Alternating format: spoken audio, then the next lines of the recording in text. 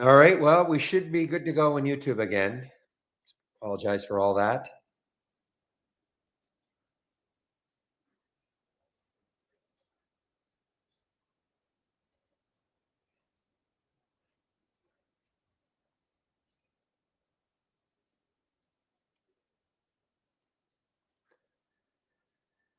Yeah, little dip in the spy here, guys. Don't know there.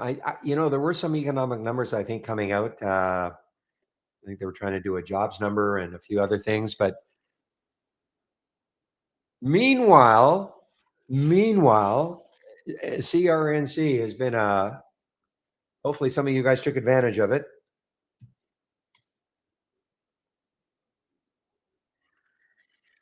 And there's, you can see right there what it's looking at. What that little R is looking at is the next high looking left, which is looks like right here, 1195. Okay.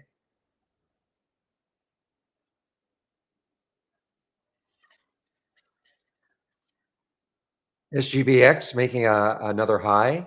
SGBX.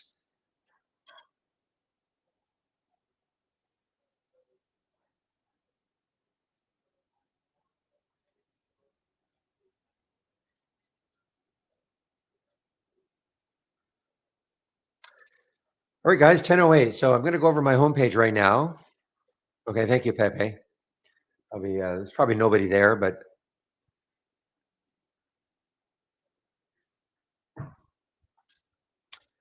okay, going over my homepage right now. Look at CRNC. Can it take out 11? In this case, I know I've taken some off, but follow the wave. The wave, it's so parabolic, but follow the wave.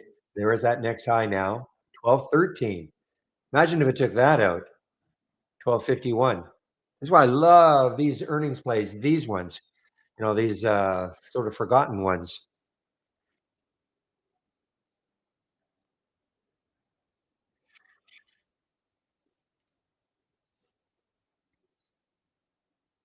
And there's the man, SGBX.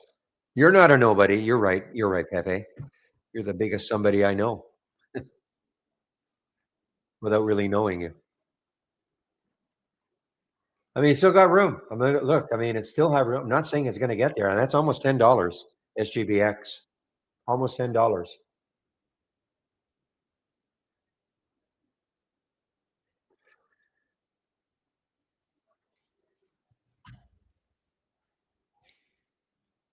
Whoops. Okay, wrong link to put in there.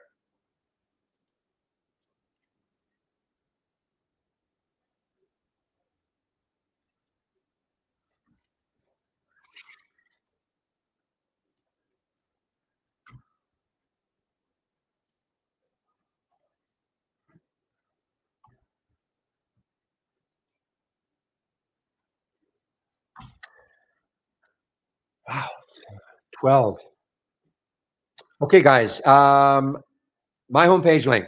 Now, I would hold off. Okay, I'll just tell you right now. We're gonna have a promo starting tomorrow. You can get 25% off the first month only, or 30%. Okay, 25% off the first month only, neither a standard or premium. 25% off a standard annual, or you can get 30% off a premium annual. A little confusing. So I would hold off, okay, because this I'll have a code that'll be getting you 25% off and 30% off the premium annual. So hold off. So all I ask again is that if you do decide to take out a subscription at some point, please use my code, whatever it is. It helps to keep the rooms free, YouTube and the main room. And for YouTubers, this is what I mean by the main room. So if you're in YouTube right now and you want to get into a room that's a lot more active in terms of interaction amongst other traders, this is the room. It's free also. And first of all, welcome to the rooms. I do apologize in YouTube. I do restart it. I think my provider, my internet provider, had a brief blip, an outage. So I think that's what happened. Kicked everybody out. So This is the format. The main room, as I call it, the main room, the trading room is open at about 6:45 Eastern time in the morning, of course. And then I try to open YouTube around 8:30 and I get on the mic for both at 9 o'clock. So why so late? Well, first of all, in the trading room, Obi opens it up. Just give me one moment.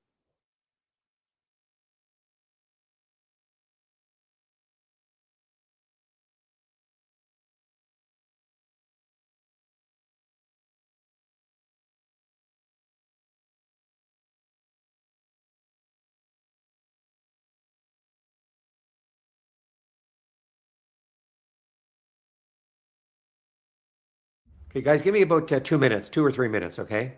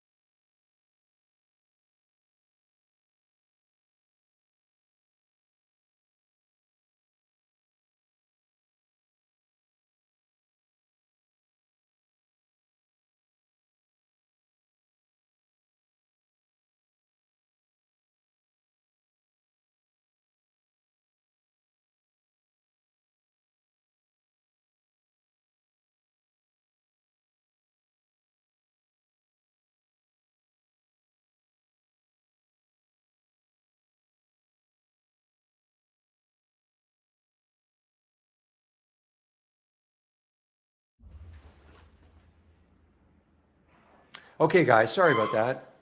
Now I'm back again. So where was I? Okay, so if you do take out a subscription sometime in the future, yeah, please use whatever the code is. Again, it helps to keep the rooms free. Now, if you keep scrolling down, keep it simple. Get the trade of the week. You can sign up for the trade of the week right here. It's free. You'll get it before the market opens every Monday morning. If you sign up for the trade of, oh, I know I've missed this one. I saw this one earlier. This Wi-Fi as a short. Um, if you sign up for the trade of the week and you don't think you're getting it, before you contact us, please check your spam folder. And if you have Gmail, check your promotions folder. Okay. Trade of the weeks are generally, well, you trade them if you want to, of course, but they're generally designed for longer term holds. If you do take out a subscription to Trade Ideas, you'll be at the top here. Click on the education section, the more info. First thing you must do, mandatory, getting started with Trade Ideas. 12 short videos to get you started. If you don't have Trade Ideas and you're wondering about the program, you can start off with that second video, proceed to the end. That should give you an idea about whether or not you want to try us at all, maybe for a month, just to see what it's like. Back to basics. If you're new to trading, this is for you. 15 videos. If you're new to trading, it's free. Last, if you're looking for my information, I we call them custom scans, but this is a scan. This is a semantics. Okay, scans are real time alerting. Everything you see here, this is all real time. This is real time also. The movers to the upside, movers to the downside. These races, these are a couple of races that I've got. A large cap race, another race that has nothing to do with market cap. Pre-market actives up and down. This is what I use in the pre-market. Pulse resumes, not that active today. And here's the gap continuation or reversal scan is right here. Okay, this is my my number one scan right now that I'm paying attention to. I have a momentum scan also. I don't have it up and running, and neither do I have the combo scan up and running, the Pepe combo scan. This is really what I'm concentrating on. When we start not getting too many new alerts, this is active, very active. The compare count window is the movers upside, downside. This is a trading room, but it's also a support room. So if you do have a question, don't be shy. You can ask me questions all day long.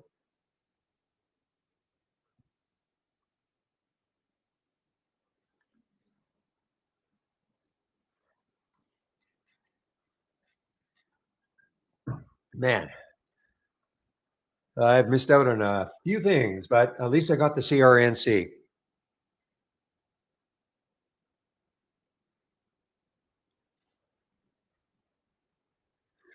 Look at the SGBX. You see it here. If you see it here, you're going to see it here. And Sophie, I talked about Sophie also.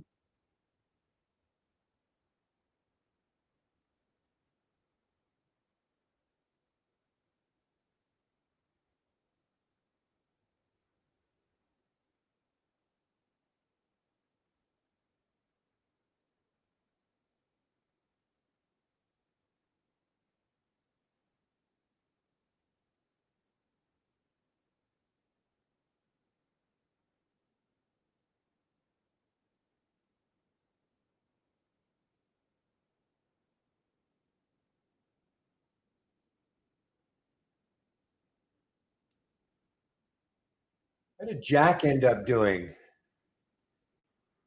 Oh, very well. Last time I saw it was around 15. Now it's 16. Oh, SGBX. I'm sure some of you are in this one. Now, this is not shortable for me. You would think that this is going to be like a major stumbling block. There's 978, a couple of highs right there, close to $10.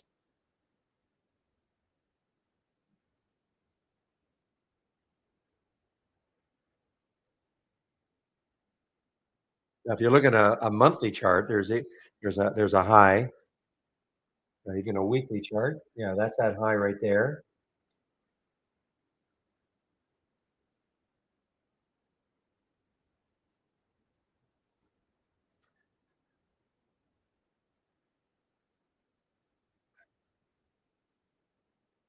Well, I'm glad I didn't.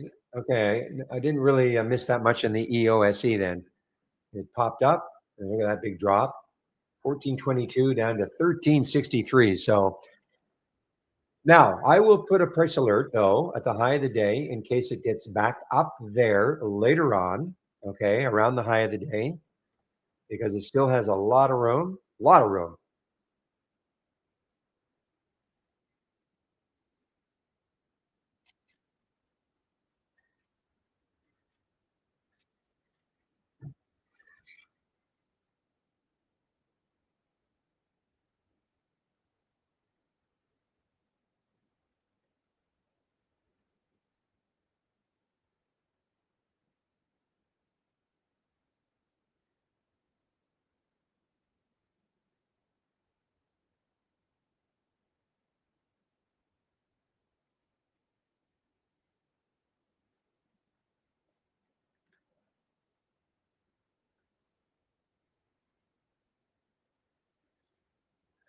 All right, I'm watching BBWI all time low earnings play all time low.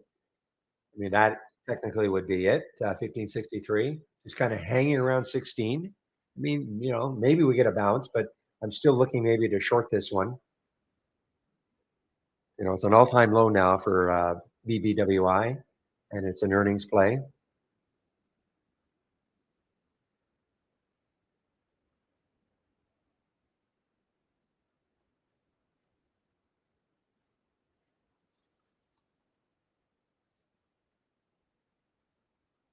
Wait, look at Jack.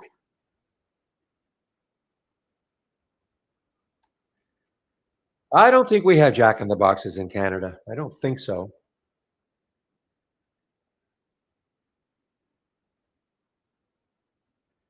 There's certainly none in Vancouver that I've seen.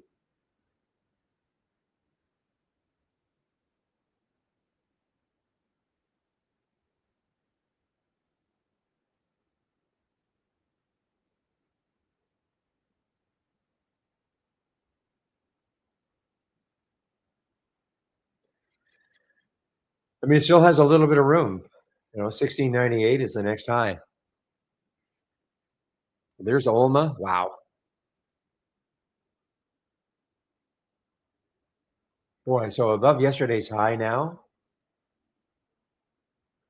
That high up here, 27. So it has room, obviously, on a daily chart.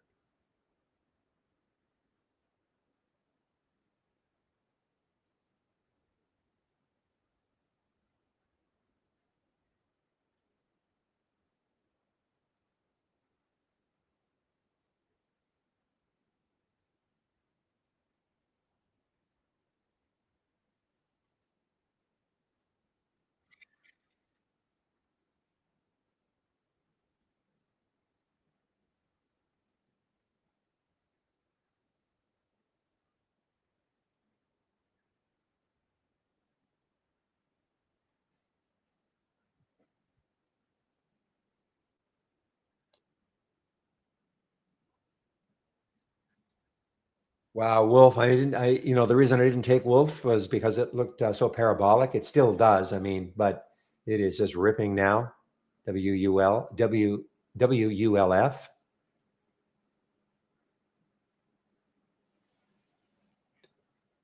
Even having the don't repeat is a challenge today.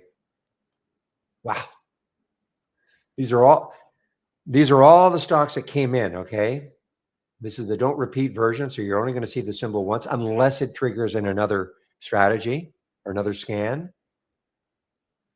Whereas you see this one over and over and over and over again. Every time Olma will make a new high, you're going to see it here.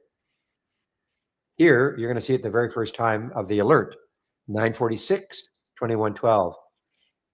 Yesterday, I think we had about no more than 10 total for the whole day. As you can see right at 945, we had a major explosion, especially of stocks that were gapping down on a reversal, a gap up and a reverse.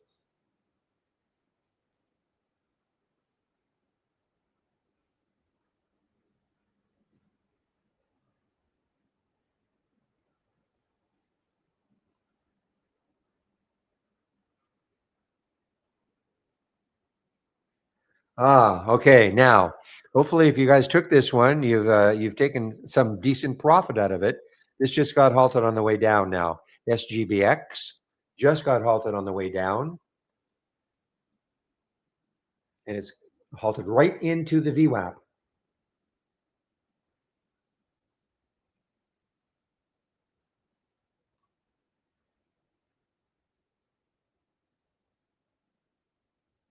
I think this API is an earnings play, guys. Yeah, API is an earnings play. But look left, and I mean, anyway, to me, it looks like it's going to stall around the 4 level. CRNC still hanging in there. Expecting a bigger drop, but still hanging in there around the 12 mark. The wave is keeping me in. I have taken some off, okay, but the wave is keeping me in. I'd love to see the wave narrow.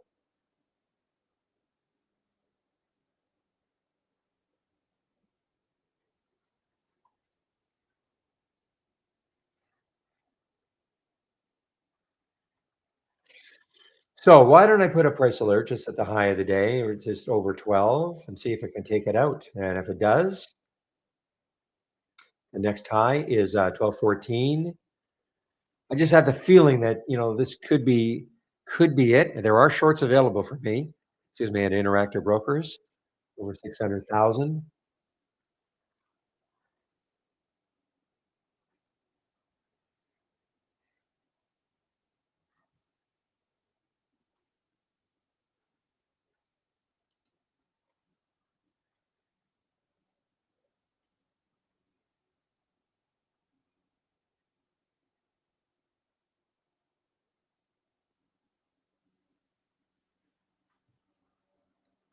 Another one that's gap up and go is Sound, SOUN, guys, SOUN, not an earnings play, just over the whole number, has room. Has room. Look at that, 1384 or so is the next high. Looking left on the daily chart for SOUN. got up to 13.12 and pulled back down to 12.69. The VWAP held it, acted as support in this particular case. About 3 times it tried to get through.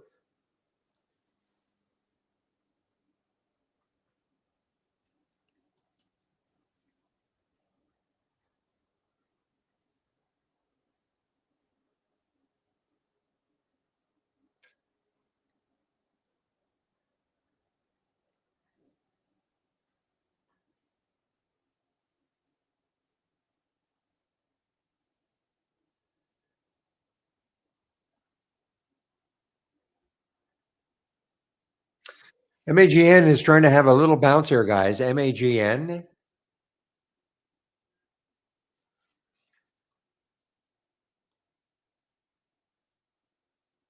Okay, MAGN having a bounce here. It's a strong earnings play, up 40%. It did pull back. It's right at the VWAP now, 11.18.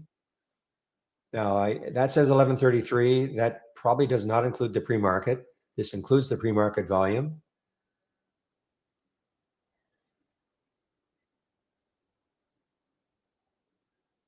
But it's close.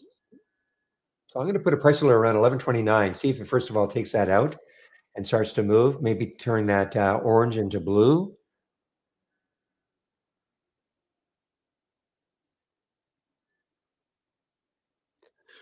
Look at that relative volume, 117 times normal.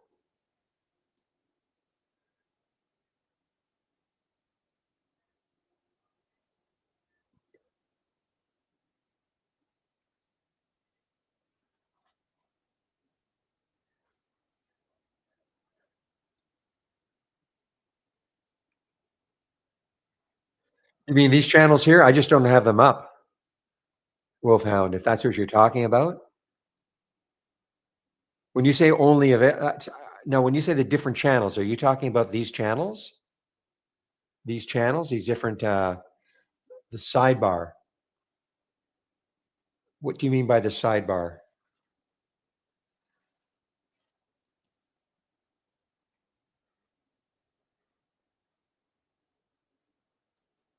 Oh, you mean the trading room itself? You mean the trading room itself?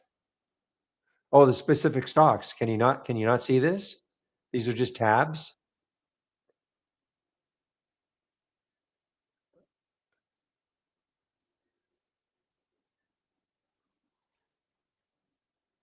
I'm not sure why.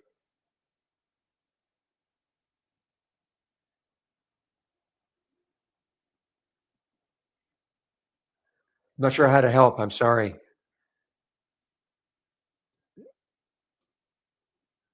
Is the person in like where is the person able to post it all?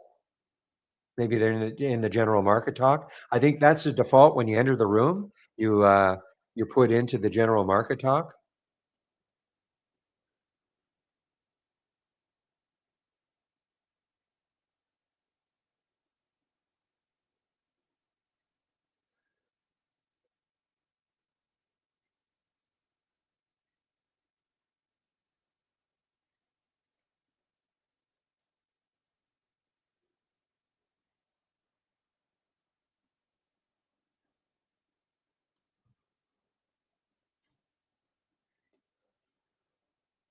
All right, guys. Now the CRNC is it's starting to drift a little bit more than I want. I just have this feeling that 12 is going to block it.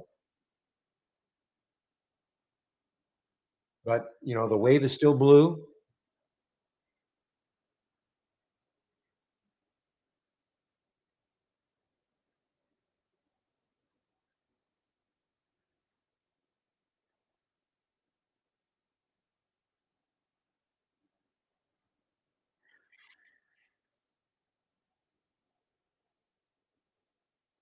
Whoosah! This is a gap down and reversal play, guys. A little energy play.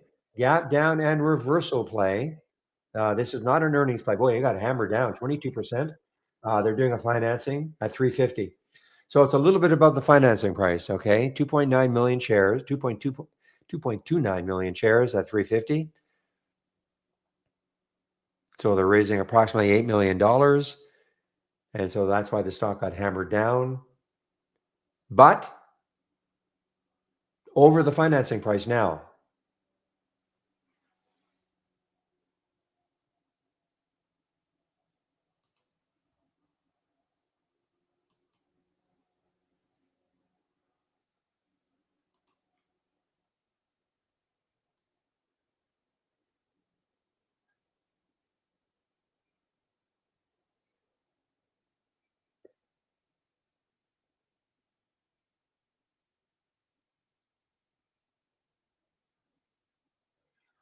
There are a lot available. I'm not looking to short it yet, though. I mean, it's still 1181. It still looks reasonable. It's just sort of consolidating.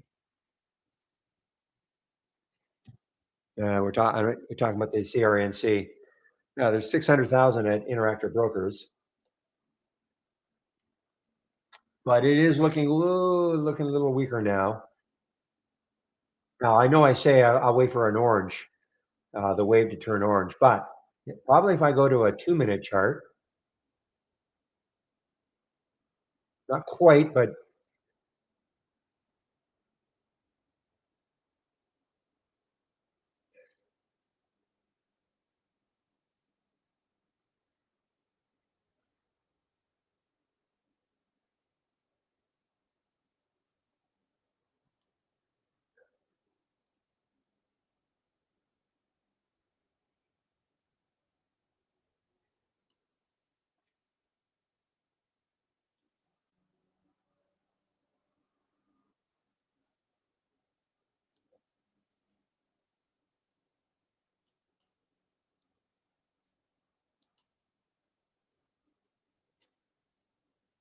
so here's the gap up in reverse now for this D Pro that was flying high.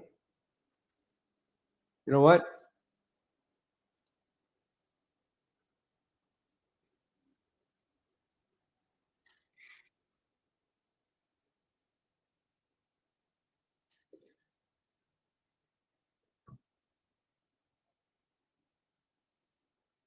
Okay, the room it's got, of course, is a lot of room right there. 661 is the next low looking left. So I've taken a short on the Dragon, the D Pro. Okay, taking a short. Hasn't moved yet.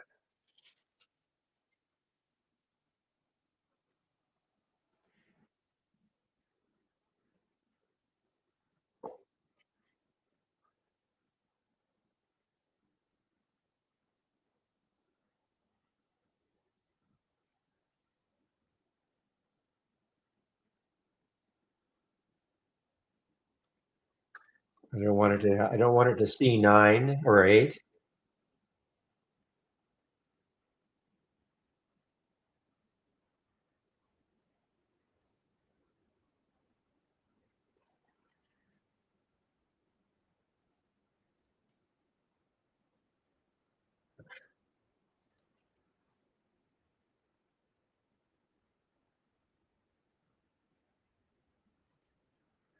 So the markets, yeah, Dow's up huge, Qs are up huge, and the SPY's up huge. So everything's up huge.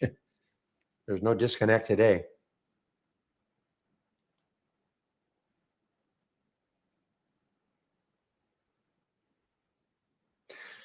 which leads me to believe that maybe I shouldn't be trying to short anything, as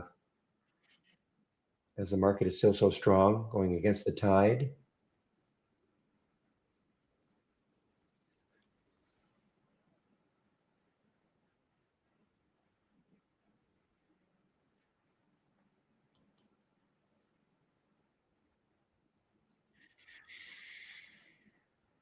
Because here's another. So all these gap up and reversals, these are stocks that are strong, but they're just reversing somewhat.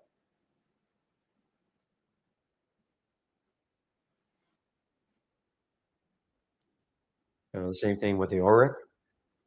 These are all stocks that are still positive for the day.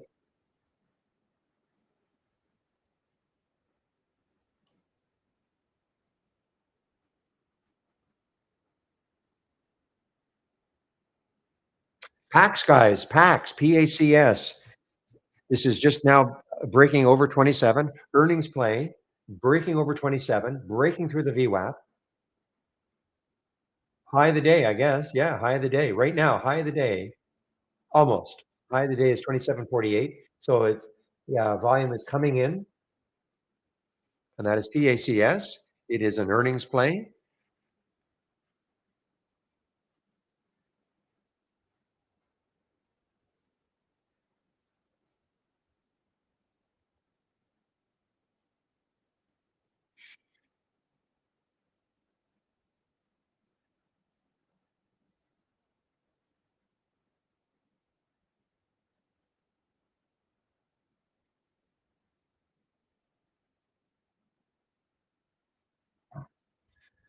Come on, Depro, either make me a little money or knock me out of the trade.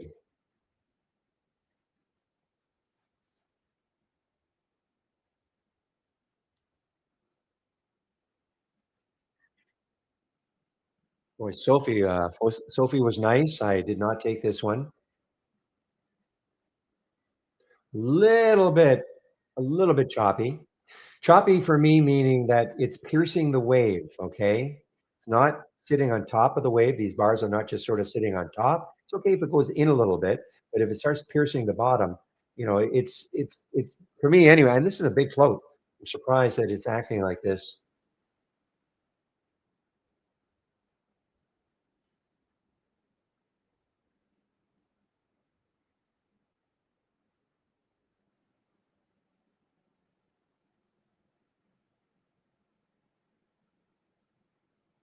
Yeah, well, so much. I see the MAGN, so much for that pop over 11. Market is still strong. Got a little pullback here. VWAP kind of held.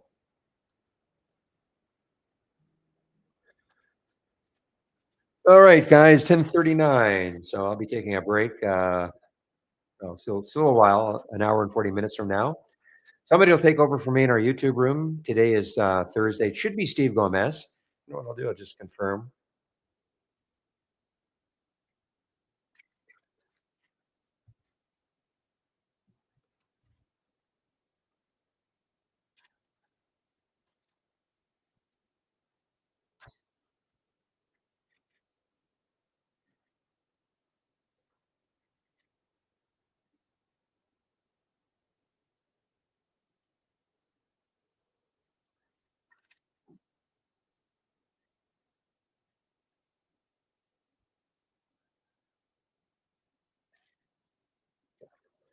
All right, guys, a modest move now for me for the D Pro on the short. Modest.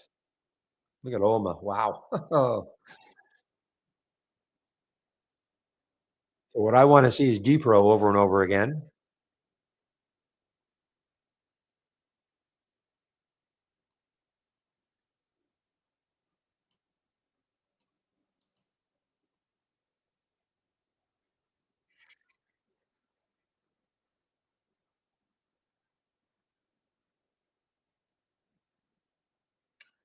What days will I be out? No days. I'm here every day, Faith. It just means that at noon Eastern time, between 12 and 1, I take a break and somebody takes over for me in our YouTube room. But I resume after 1 o'clock though, Eastern time.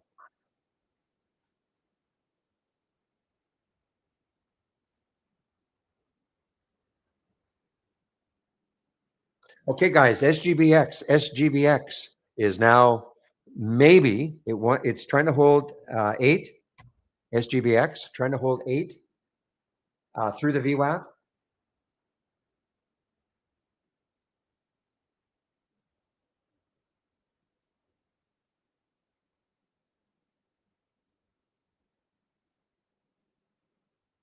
Me? No, I'm not going on vacation soon. I don't take vacations. But seriously, no, I'm not.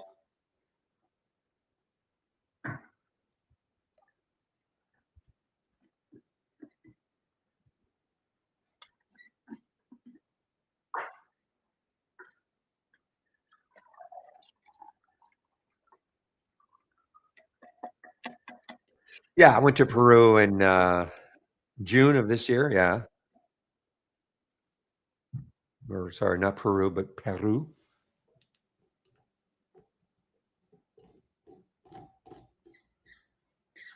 The poor, yes, the poor.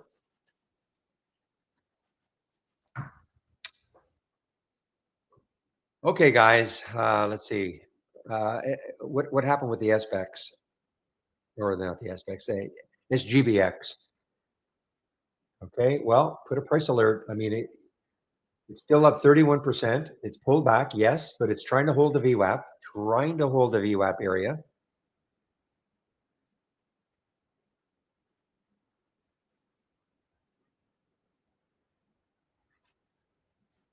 All right, guys, I'm now out of the CRNC. Not sure I want to short it, but I am now out of the CRNC. I mean, it broke 1180. That was sort of my trigger here. Now you see, well, that's on a 2-minute chart. Let's see if it's transitioned to orange on a 5.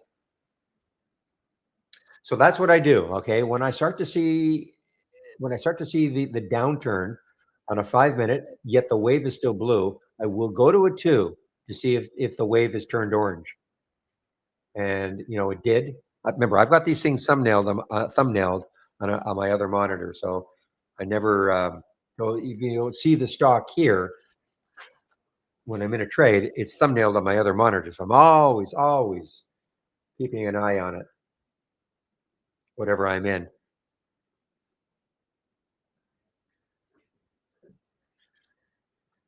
PACS. Oh man, it got away from me. So it's at the high today now.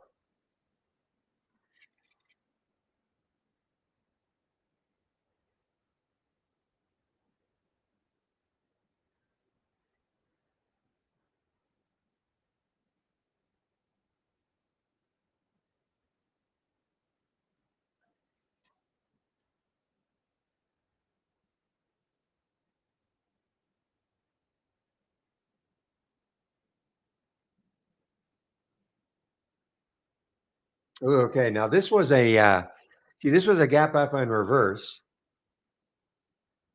which turned into a gap up and reverse and then reverse. This is Wi-Fi, white fiber. Wow, room. 20. Wow, look at the room it's got. 2253. I'm not saying it's getting there, but look at the room it's got on the daily chart. It took up that high, that daily high, which is 1932. Well, it's right at that daily high. That daily high is 1932.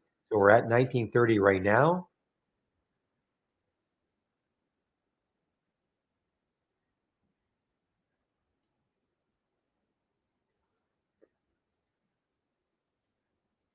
Very interesting, guys. Not a ton of volume. Pretty low float, 11 million in the float. If some volume comes in though and pops it through that high, I mean, it's got a ton of room. What can I say? Almost $3 to the next high.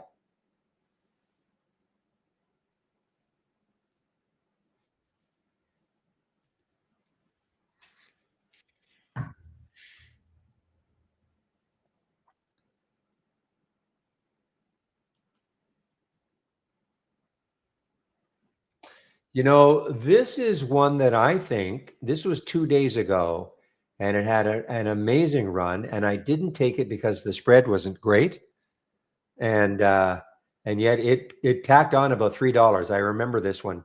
This is a couple of days ago. MCRB. Hello, Marky, in our YouTube room.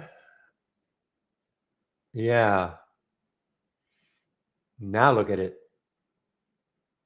Spread is, the spread was worse than 20 cents as I can recall.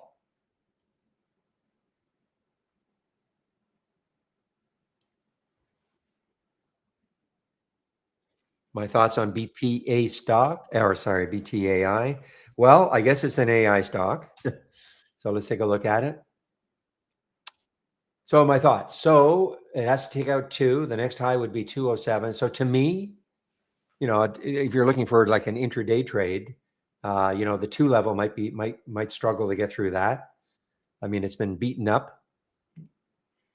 It had earnings here, and it was not a positive reaction really. So I don't know really what more I can say about it. The volume is not good today. So I don't. You're talking about holding it for a swing, If you're talking intraday, I mean, the volume is not good at all.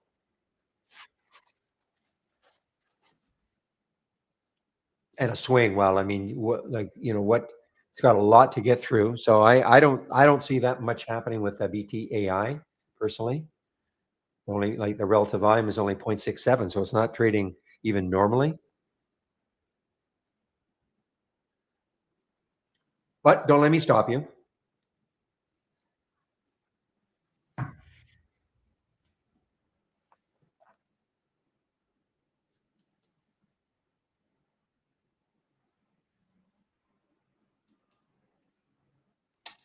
Guys, I took myself out of the D Pro basically flat. Okay, it's just not moving for me enough. And with the market still being strong, I'm going to try to maybe resist shorting these strong stocks, even if well, boy, this is all over the place. Low float, 11 million. Look at this. The Wi-Fi, 1930, right to the VWAP again. So I just, shy away from this. Now, how about the Sky T? Now, I know I said I won't short, but Sky T, let's take a look at Sky T, especially if it's getting close to the low of yesterday or the close of yesterday, which this one is.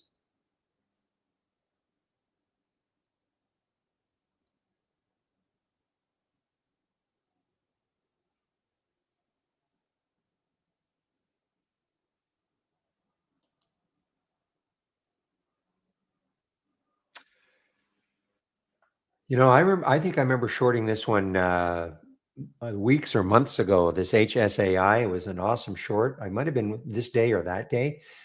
One of those times in which it kept moving down and it closed at the low of the day. I don't know if it was this day or that day.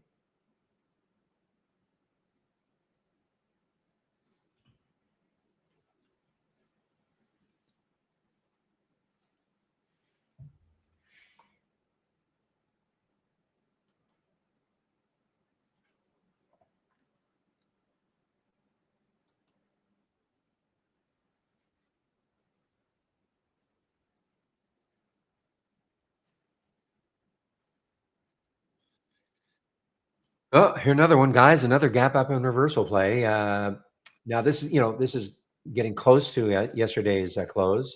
PGY.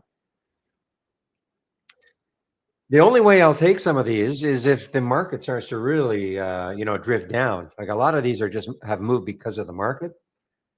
There's no other, most of them, no other reason. But if the market takes out the VWAP, then a lot of these gap up and reversals can really start to work well. But there's the VWAP right there. Put a price alert just underneath it. And when I say the market, I'm just basically tracking the SPY.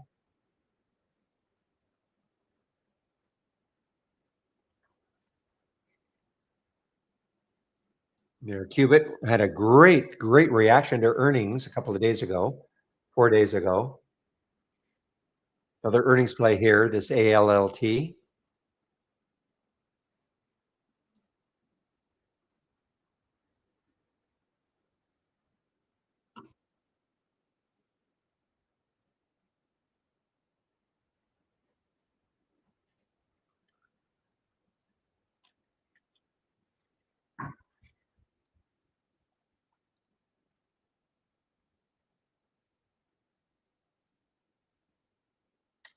Looks like it's OVA for SGBX, guys.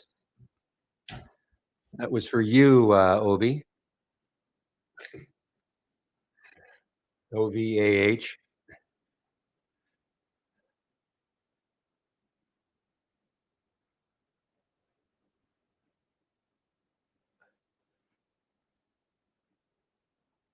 This is a SPAC. Now, I have not short, though I have a feeling, I think they've already, I think this is a quant play or a nuke. Oh, well, I guess I should have held on to my D Pro short. Still interested to see what happens right here on the SPY, guys. I mean, there's the VWAP right there. Okay, that purple line. If it takes out the VWAP and starts to really move down, we're going to get a lot of interesting gap up and reversal plays that basically gapped up just because the market was up for no other reason. In other words, it wasn't an earnings play. They didn't have news on their own.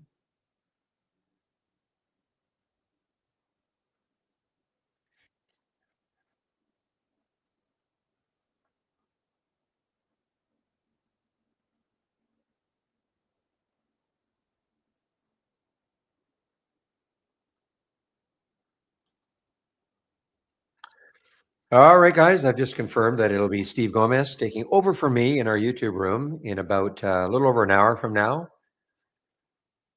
and he'll run the YouTube room from 12 to 1 o'clock Eastern time.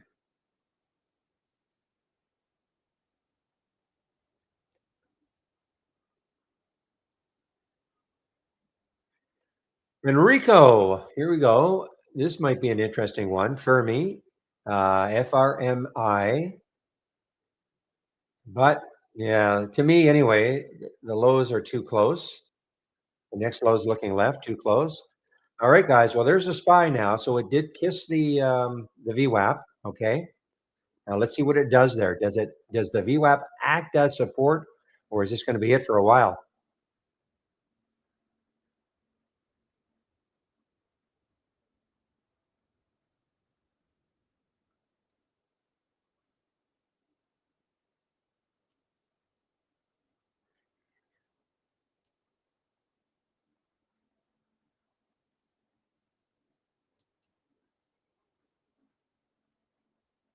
Yeah, boy, too bad. No shorts available for me at Interactive Brokers for SGBX. That's a great break. Look at that break of the VWAP right there. If you had shorts available and you were watching the VWAP, you could have got it around, say 755, like a clear break.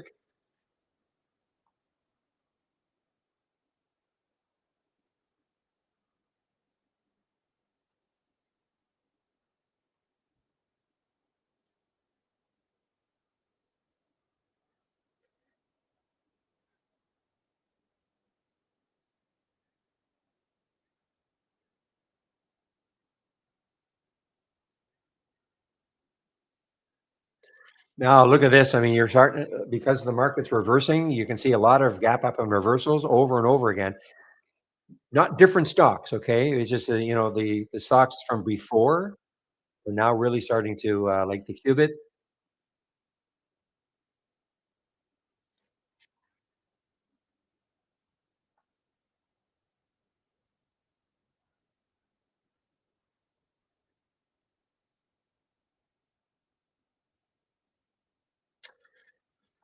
All right, now this could get crazy if this LFS if this takes out 881. This could get kind of crazy.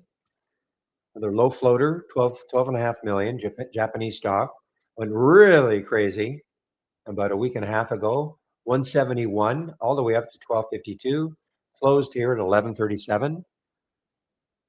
And I don't think there was any news. I can't remember any.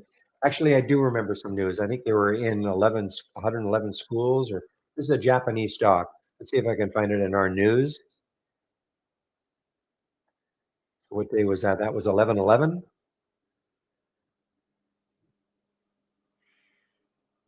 Yeah, I can't see it.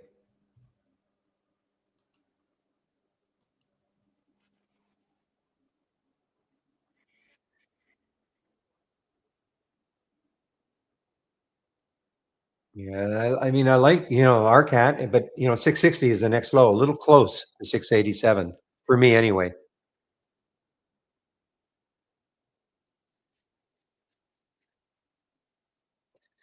Okay, guys. Well, you can see now we're getting a little sell flag here. So I'm anticipating that we're going to get the color orange is going to show up very soon.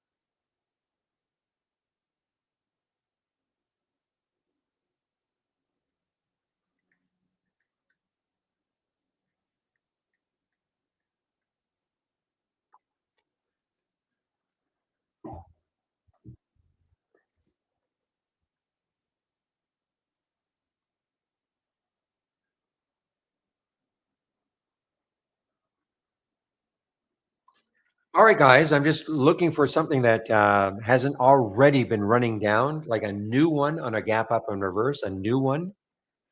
This is at 1053. I can't short this one. But SMR, I mean, that's not new. RCAT, I didn't like it because I think there's could be some support.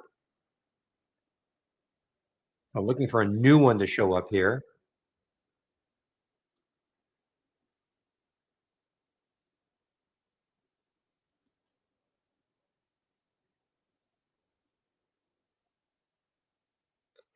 Nice short on the CRNC that I did not take, but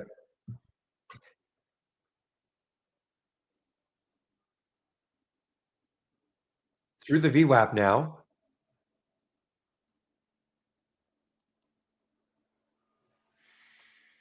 You see, it still hasn't turned blue, but that's why, when you start to see it, well, the way I'm using it anyway, start to see the wave being parabolic and then starting any sort of a curl, I'll go to a lower time frame to see if the transition is starting to take. So I'm saying, depends on what time frame you're using. So again, obviously with the 2-minute chart, you're going to see an orange wave.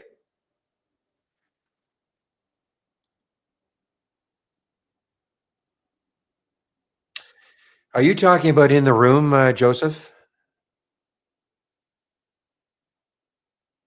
Yeah. So is that media? You're getting that media disconnect?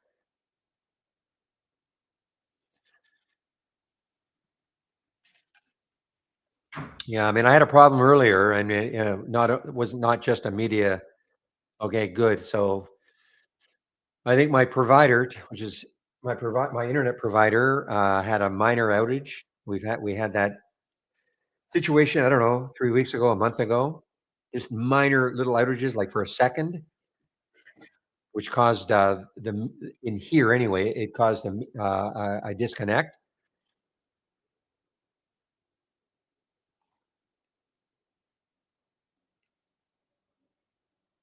But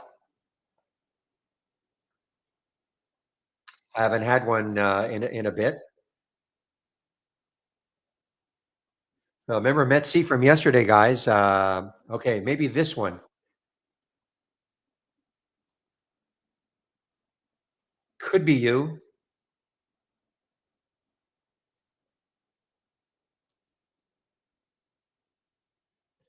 Well, now this is now below the 200-day moving average for Metsi. And where could it go? Next low looking left is is that right? 1653. 1653 on a weekly chart, I believe. Yes. So it has some room underneath. This was a great all day short yesterday. Look at the daily candle. And yes, yes, yes. But look where it closed. Right at the low of the day. So it's a great all day short. Ah, D Pro. Okay, guys. Now we're starting to pick up some steam on the downside. Okay, breaking through that, breaking through the VWAP.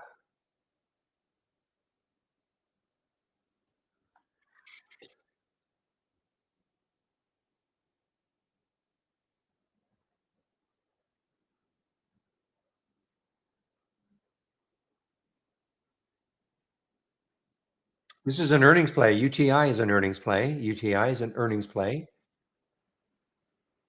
Gapping down.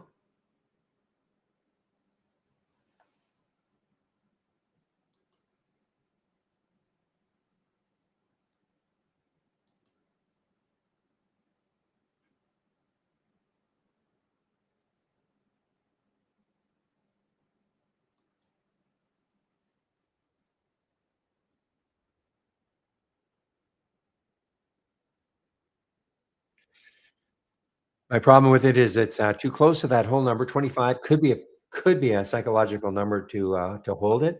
If it did break down, what's the next low on the monthly chart? See, look at that, 25. There's a monthly low for UTI 3 months ago at 25, right on, well, 25.15 actually. So that could act as some support.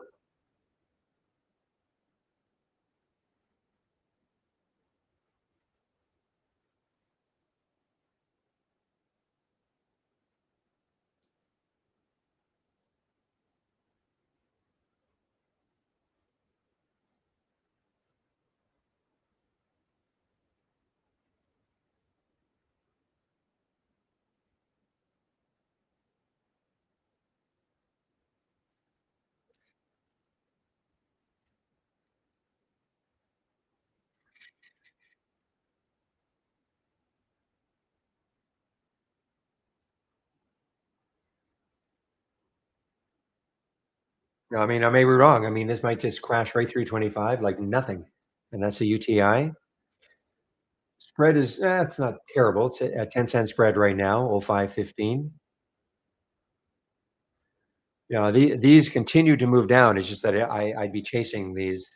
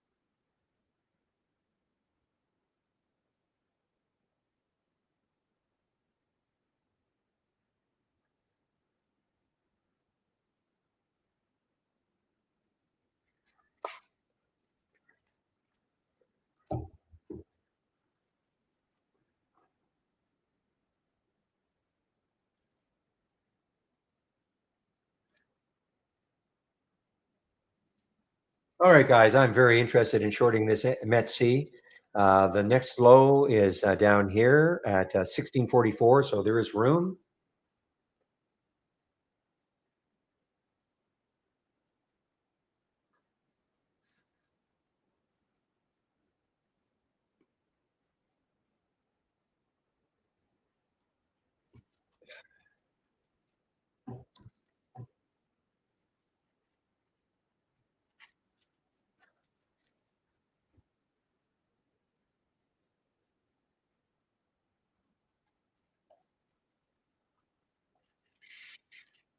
Okay, I'm really looking to short this. I want to see if it what it does right here on that wave.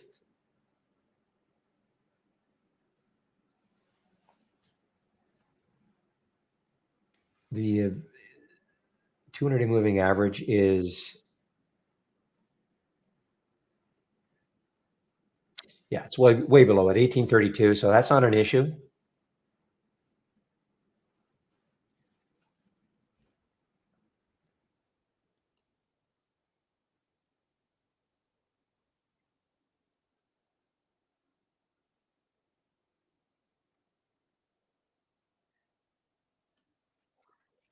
Okay, I'm looking at maybe if it gets back down to say 1762, I'll probably take that short. It has room down to yesterday's low is around 17, I think, 1732. So it doesn't have a ton of room, but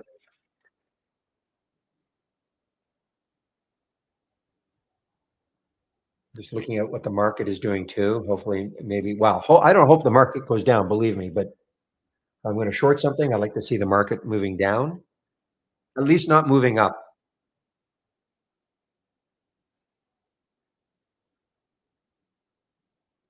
All right.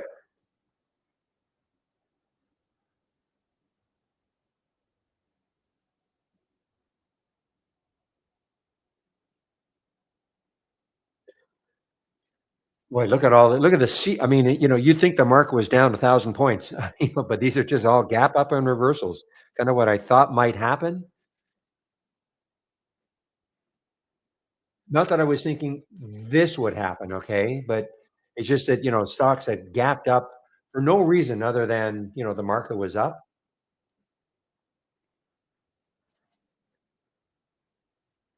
So you would anticipate you'd get a lot of gap up and reversals. Not unlike, the market is gap down and then the market starts to move a little higher, you get a lot of gap down and reversals. Oh man, I still, why did I get out of Depro? I think I got out of Depro because the market was, well, hadn't done this. Had the market done this, I'd be still in the Depro for sure. EPSM, yeah, I see EPSM vaulted on the way up. Now, this has got some room.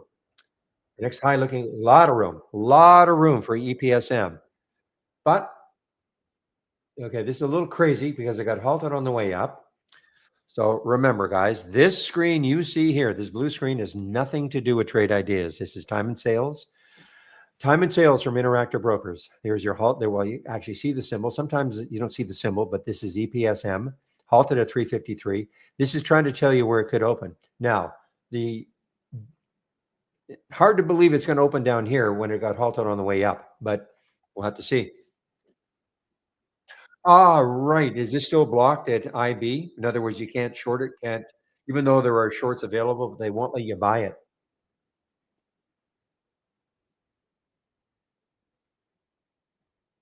Hmm. I haven't looked at this for a while, but you can see now. Well, if you have the ability to buy this, but because I mean the room it's got, but it's interesting that it looks like it's going to open below the halt price when it got halted on the way up. Is this the first halt? Yeah, it's the first halt also.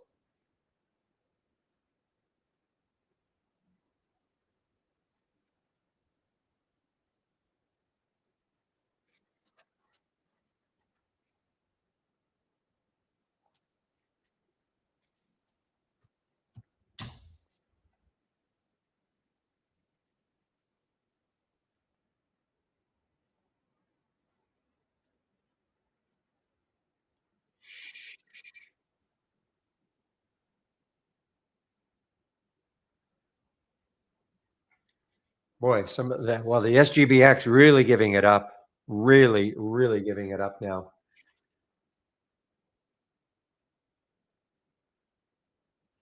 So was this? I mean, I didn't see any news on this one yesterday. It's possible there was, but I think this is the news I see today. Exiting home building and to focus on energy.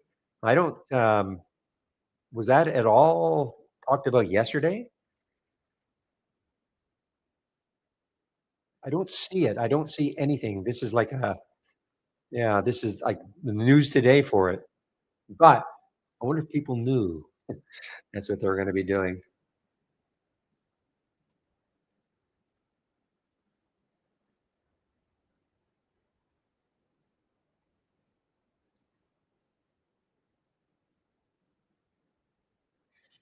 All right. Well, this is definitely a sell-off. Okay, we are definitely in a sell-off now. You know, from the high. I mean, you're still up. The SPY's still up 8, but we're definitely in a sell-off now, going from 675 down to 670. So yeah, we had a bit of a break with the NVDA release, spurring the market on, but the market still remembers this all these days here. A little bounce yesterday, but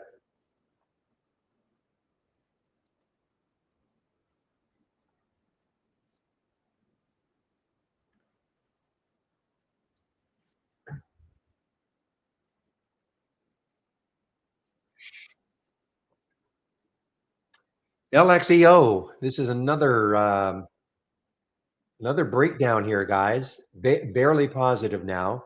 What is the next low? Too close. You can see right here, $9. Too close. Okay, Metsi making a little bit of a move.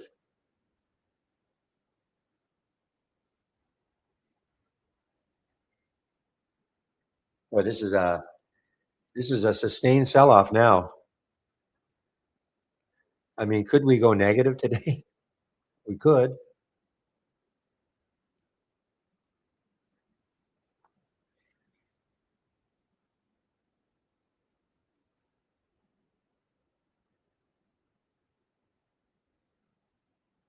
But was that today? Was that today, SKM, or is I well, I don't want to click on it, but what day was that?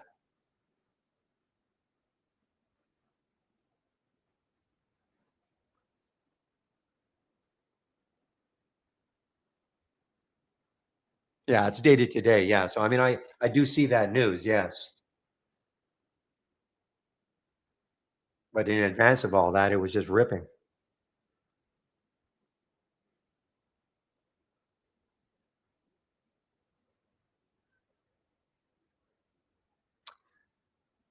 Okay, guys. Well, Metsi might knock me out here.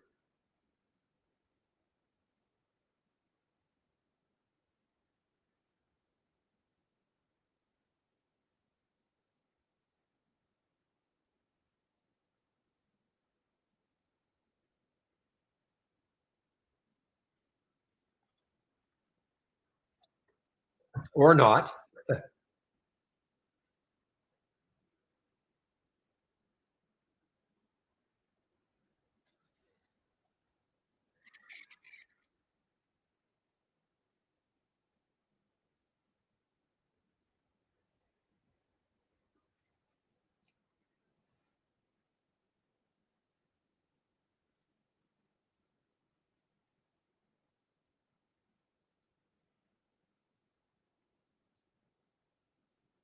Ooh, there's the Fermi. FRMI. Now, what did I say? The next low looking left? Too close. Okay, it's just too close. I mean, it might blast right through that, but because if it does, then the next low is 627. So I guess I should put a price alert around 1679 and see if it takes that out. And then, because then the next low is far enough away. Just keep an eye on this market, guys. This is relentless now.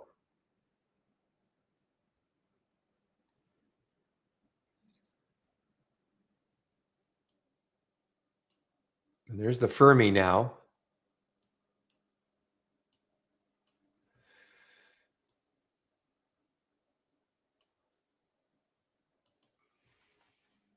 Wow. I don't know if there's any news. Well, okay, I'll type the spy in. Sometimes I get some headlines. So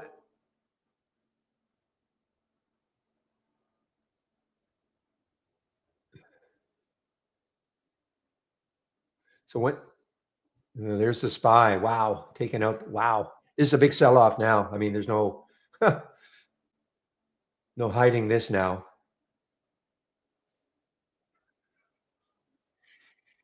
Yeah, look at Bitcoin now. Yeah, 88,000 again. Come on, Metsi. It's not dropping with the market, which leads me.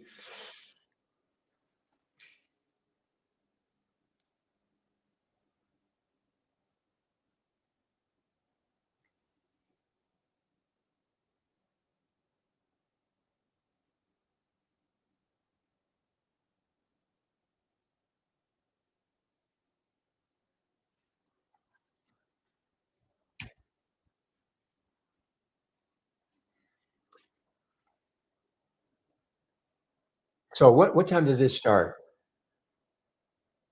This was at 10:40. I mean, I see Fed's Cook says the U.S. I'm sorry. Some of the Fed guys are talking. The president, got the president, not the president, but the Fed president, one of them, warns of potential market declines amid historic highs. Okay, thank you for that. So that might, I don't know if that's the reason.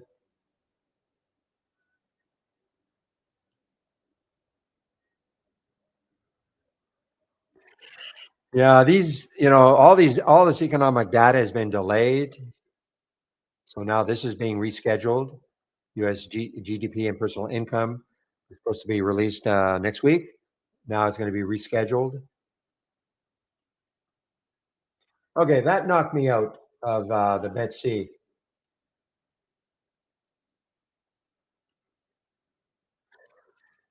Had a little profit in it, but clue was when the market was doing this and METC was not, might as well take your get out, maybe get back in again.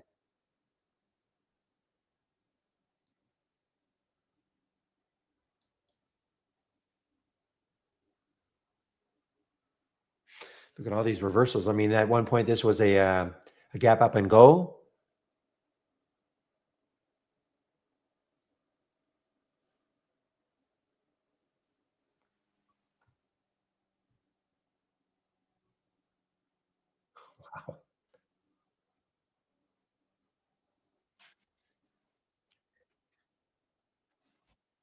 Well, it was nice while it lasted, guys. We had a nice 12 point pop on the SPY, just absolutely selling off.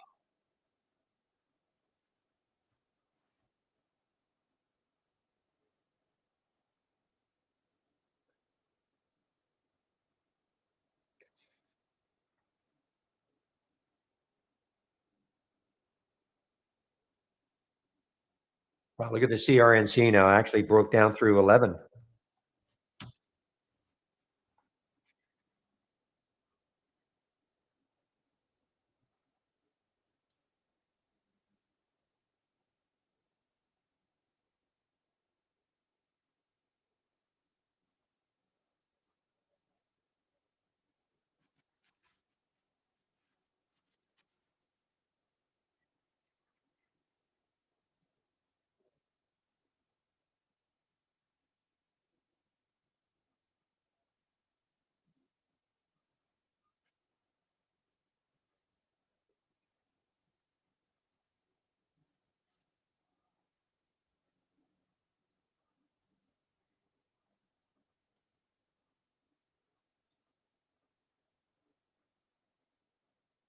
Well, for those of you who are into the super cheap ones, here's AIIO, Robo.ai.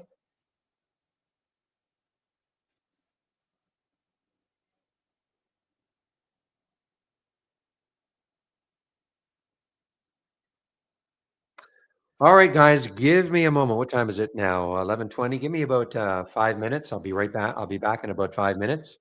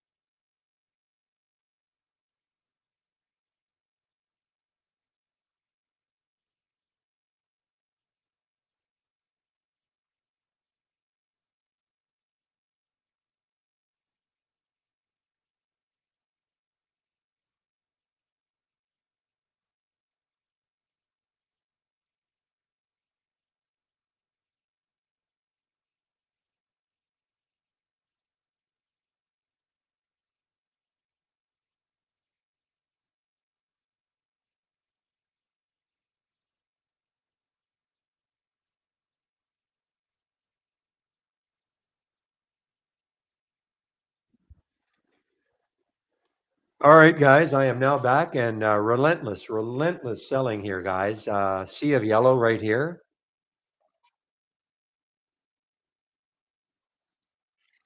I know I'm stating the obvious, but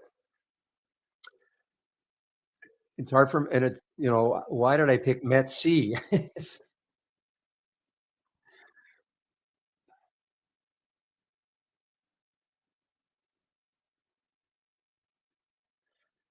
Okay, let me take a look at the SPY to see if there's any hope for some maybe an area for support.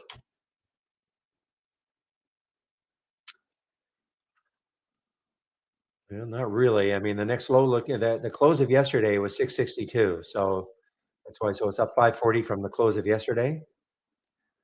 My goodness, I mean, I'll put a price alert here, which would be a pretty devastating if it got there, in my opinion.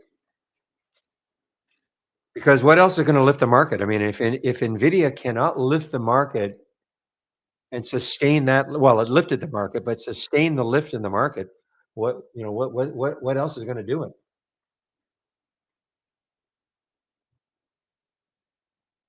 Certainly, no earnings play is going to come out and do it. Look at the Fermi; it was didn't matter these two lows.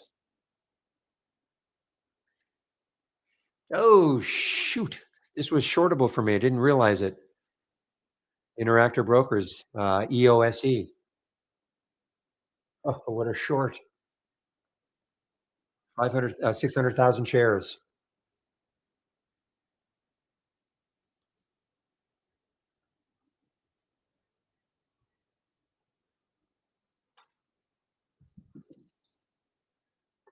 Okay, this is an where are they out of? This yeah, Greece. Okay, so this is another earnings play, guys. 10 TEN. Now the big bar down, but it pop up.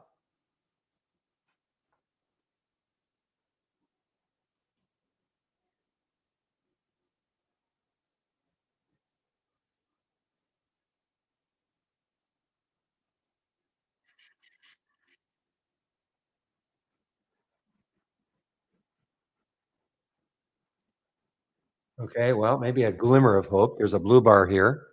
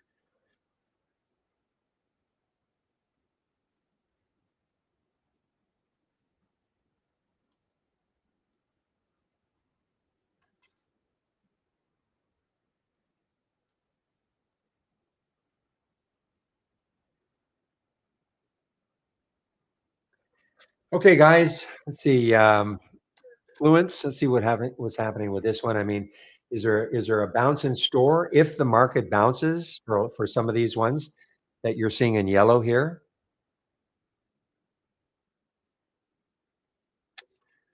Miko, it's been fine for me in terms of trade ideas being slow. It's been fine for me. I've not had to restart. Nobody else is. I'm not saying there's nobody else with the same issue as you, but nobody else has posted that anyway.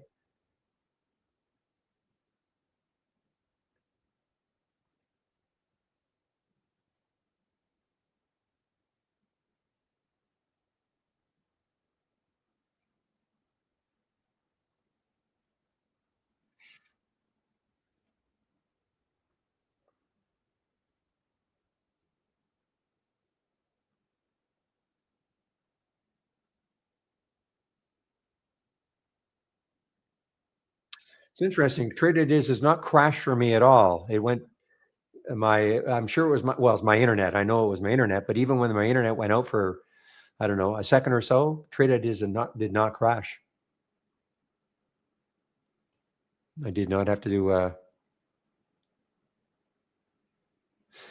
The signal keeps changing and going down. What do you mean by the signal, Miko? What signal are you talking about? You talking about the right underneath file where it says 83 milliseconds or whatever it is? Oh, the green indicator. So it goes from what, green to orange to red, then back to green or something? What is happening? Does it always remain green?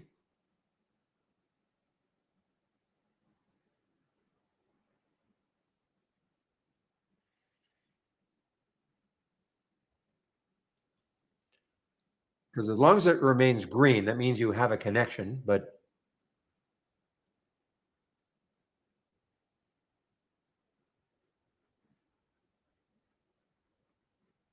were you talking about the green indicator? It looks like a little chart almost.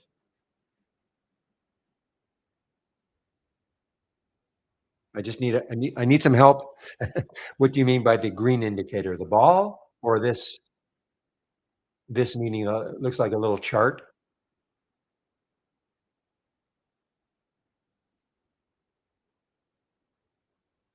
Oh, you're talking about here. You're talking about the little the lines or the vertical lines. Well, I don't know. Take a look at your if you can see where it says file and you see I have a number there. It says 49. It says 40 ms. Okay, which is anything under 100 is fine. Okay, right there. I mean, you get little spikes. It's never going to be 100%, but anything around 100%, 100 ms is fine.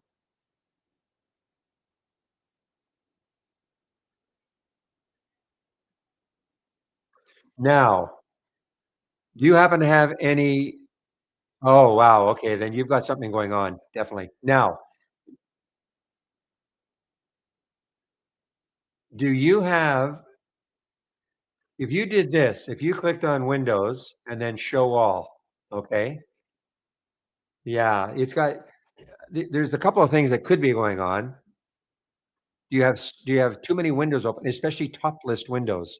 Have you done any pinning that you're not aware of? You might not even know what I mean by that. But click on the windows and then show all and see if you've got any other windows that you didn't even know you had up and running.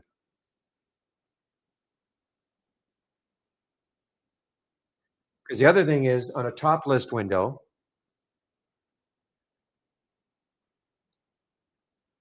if you click on right click on time frame, you don't. Okay, how about do you have any like top list windows open?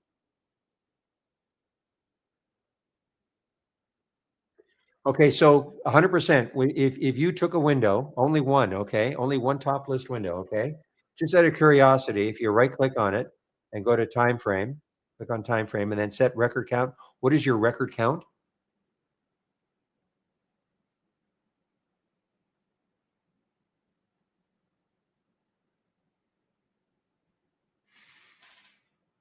If you can see what I did, so I right so right click on your top list window, go down to time frame, box pops up, set record count.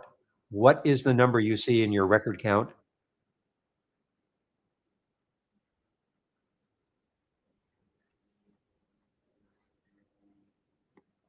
Okay, well, that's fine.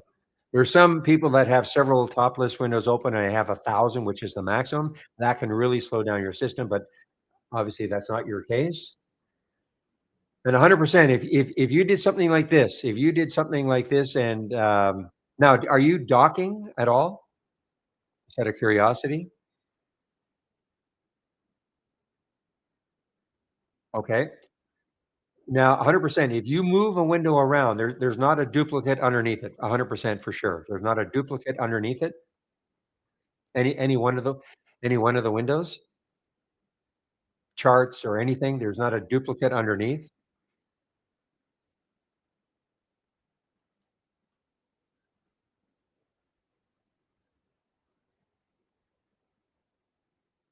Okay. Well, I don't know. I don't know how to help you. I'm sorry. Maybe, exit trade ideas and come back in. Out of curiosity, how many windows do you have?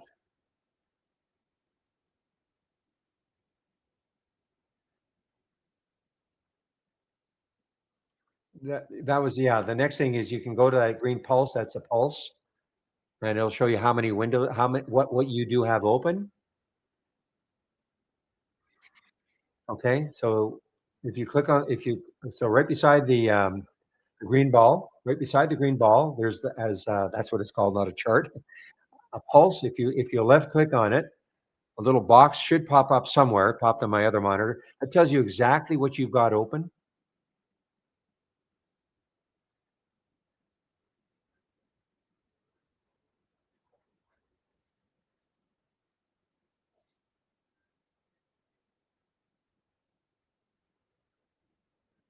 So you can see I have 4 alert windows, 1 price alert window, 4 top lists,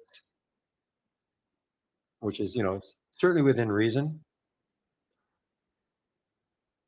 Also, is it green or is it,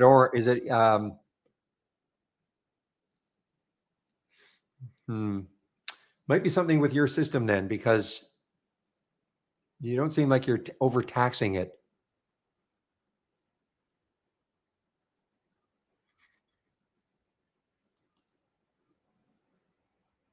Is this the first time this has happened?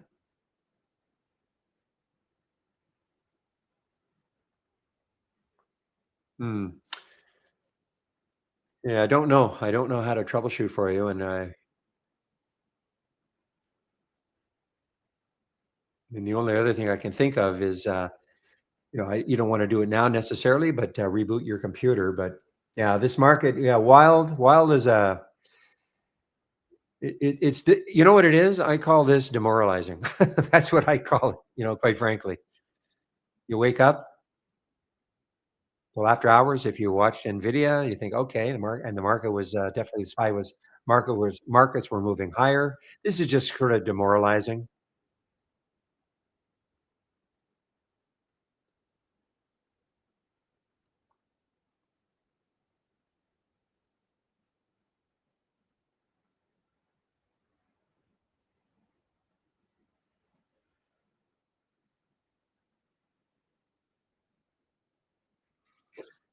You mean also, Pepe, logged into the web version or market scope, or you just logged in here? Of course, if he or she was, they wouldn't have a connection, would they?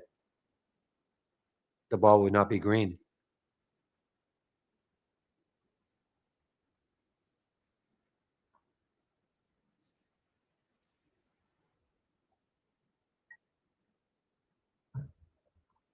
Yeah.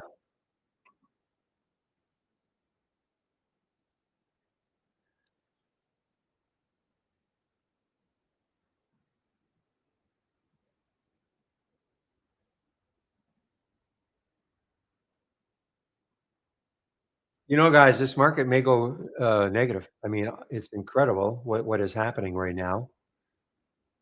Not incredible, but I mean, it's. I like my choice of words, demoralizing.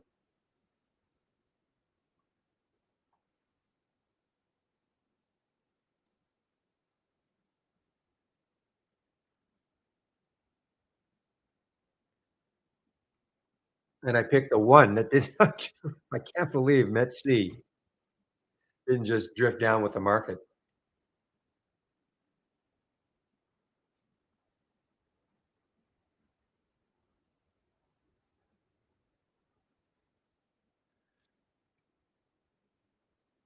Yeah, I thought maybe it would, 10:35, so it took an hour. Well, actually longer, but 10 right there is where we had that first little, downturn, about 10:45. I agree. I would have thought I wouldn't have expected a move like this when the market opened.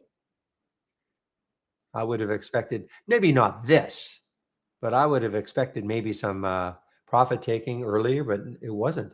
We had a nice hour.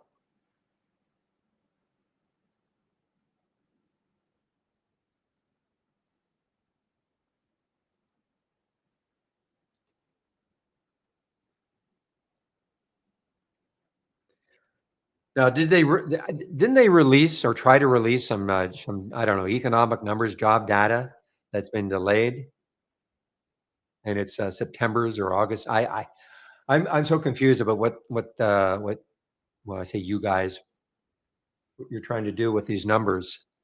Is September?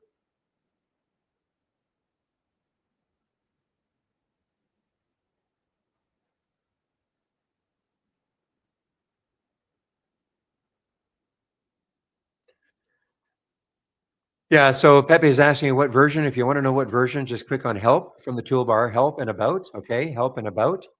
What version are you using? This is a development version I am on.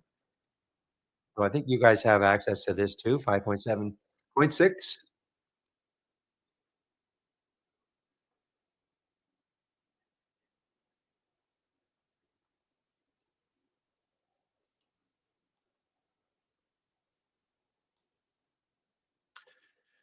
So that should be fine. I mean, I don't think you have to go to 6 if you have it available.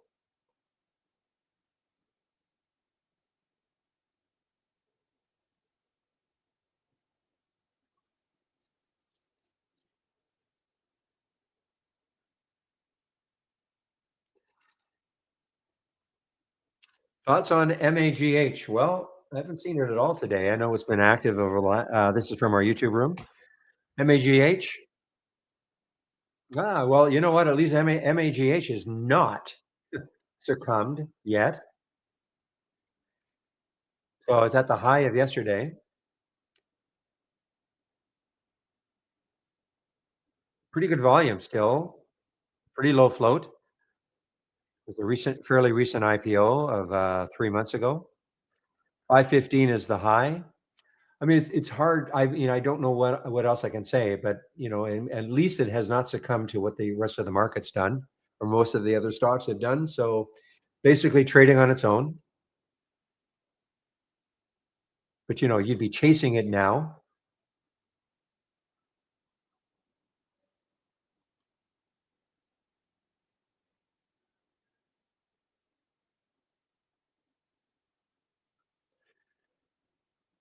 Just hard to commit to going long anything right now, in my opinion. Boy, that Fermi was awesome, which I did not take. Wow. This is a lifetime low right here, guys. I have to put a price alert down here. This will be a lifetime low for Fermi, right there. It's almost right there. You can see the lifetime range. You can see red, 0.2%. What that would mean if I had a lifetime candle for it, it would be right at the bottom.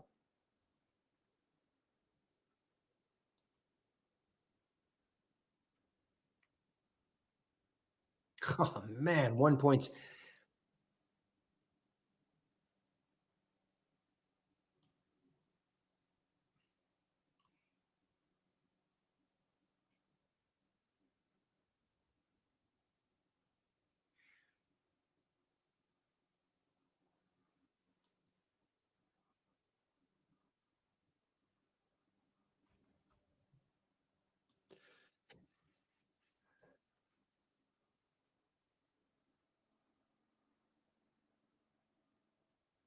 Remember when we were looking at Wolf earlier? It was flying high. This was actually a gap up and go. And now it turned into a gap down or a gap up and reverse.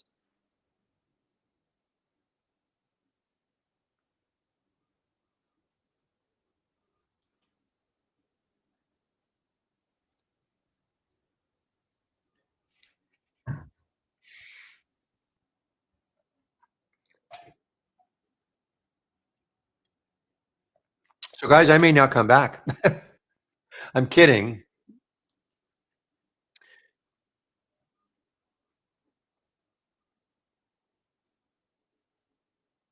I'm sure Steve is going to be taking over for me in about 15 minutes in our YouTube room. Probably was chomping at the bit or champing at the bit when the market was, up 12 points.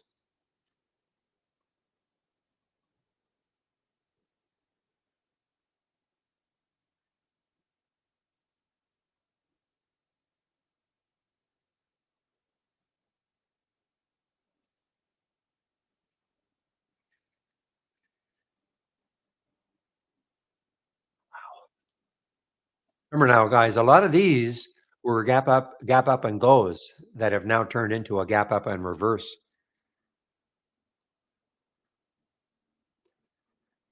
All right, PGY, you're sitting right on the 200-day moving average. Your next low is 2143, so you've got a little bit of room, but you're sitting right on the 200-day moving average, which is and the VWAP. No, I'm sorry, you're under the VWAP. The 200-day moving average is 2196, so you're right on it. Any other sort of, if the market put in a blue bar, you might think this could hold it, but this is this has gone negative now after being super positive earlier.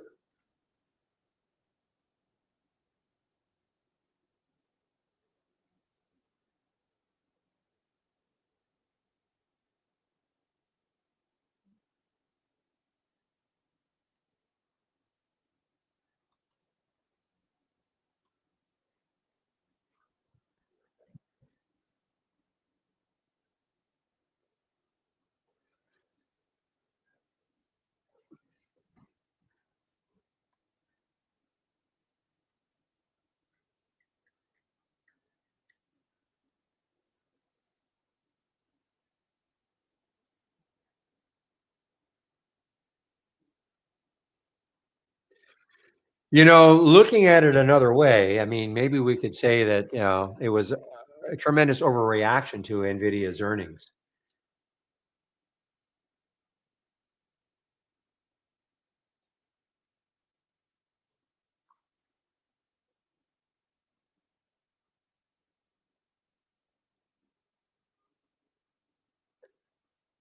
But this is brutal right now, guys. This is really, this is, it's going to go negative.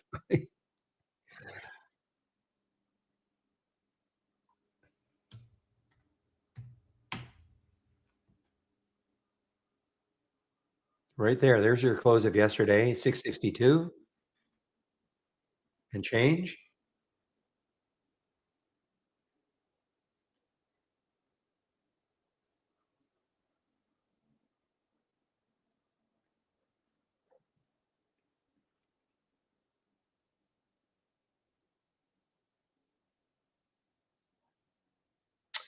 Well, you can see how the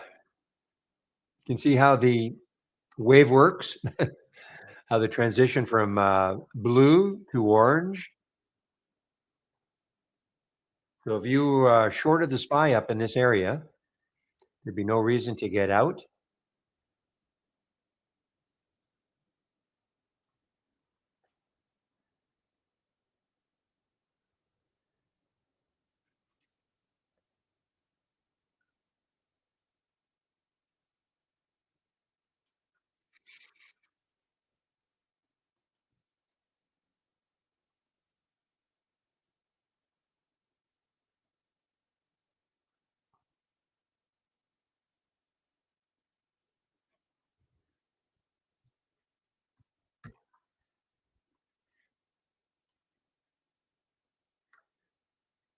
All right. How about a cheap little earnings play? ZKH.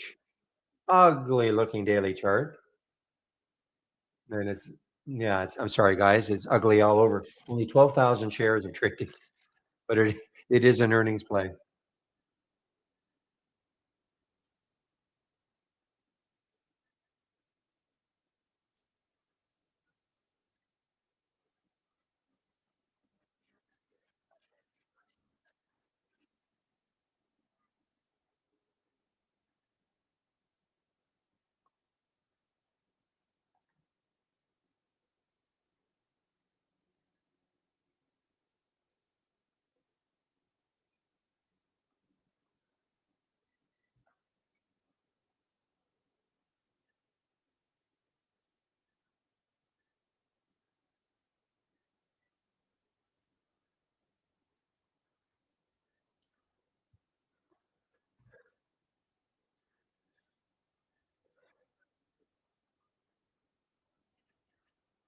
Boy, oh boy, an all-time low right now. This Fermi, FRMI, all-time low. I look. I'll put a price alert underneath 16.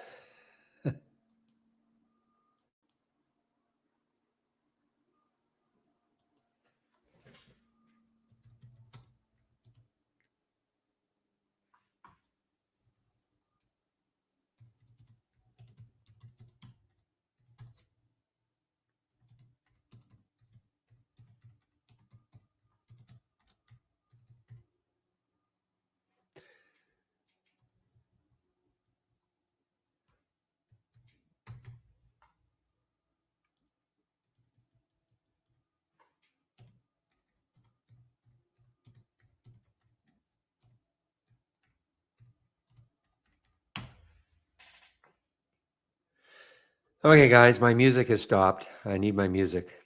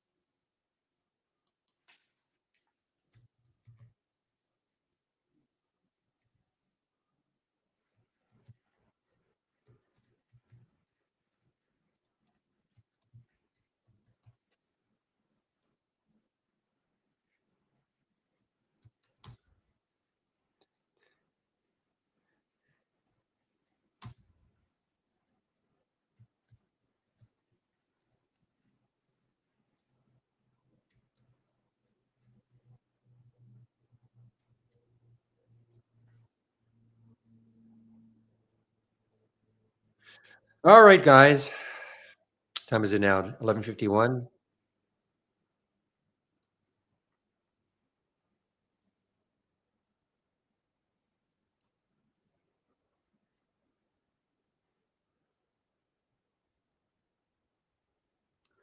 Well, here's NNOX. I know this was an AI alert earlier, but nothing is safe. Though we're having maybe a little bounce here, guys.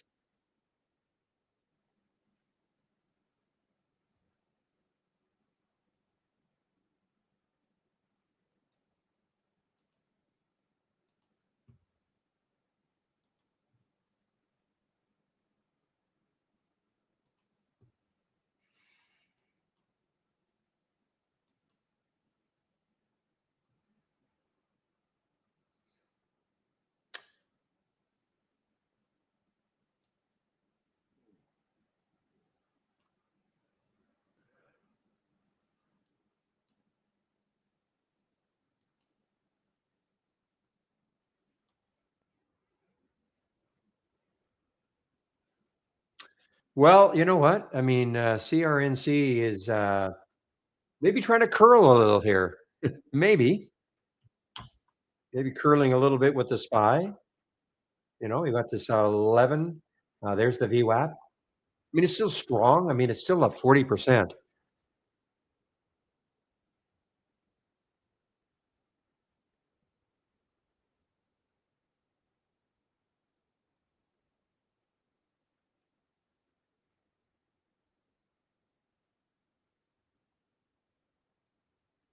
Oh, look at Sophie. Last time we were looking at Sophie, it was doing this. And now it's doing this.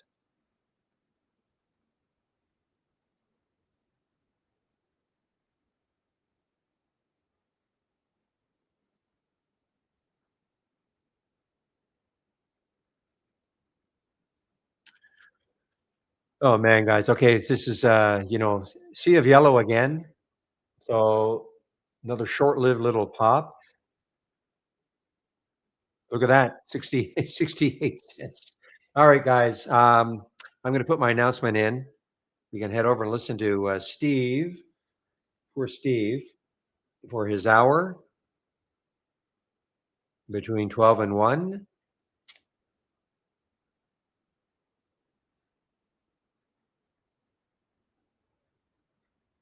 Not there yet.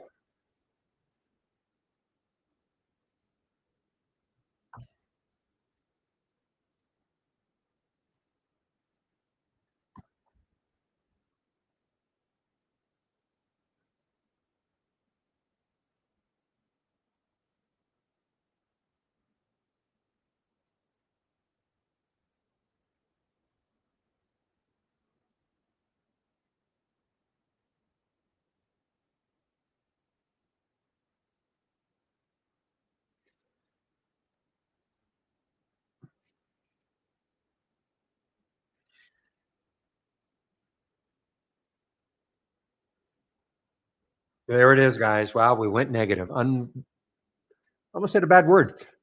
Unbelievable. Okay.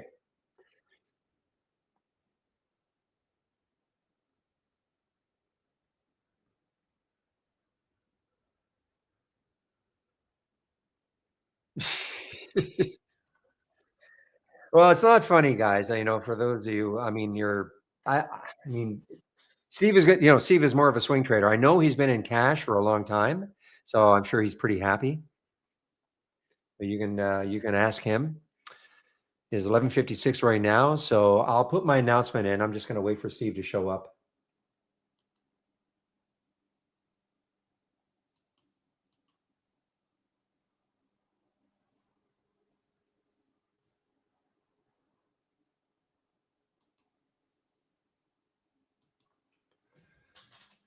So on a rake, on a rake, on a rake, on a break, on the rack, on a break.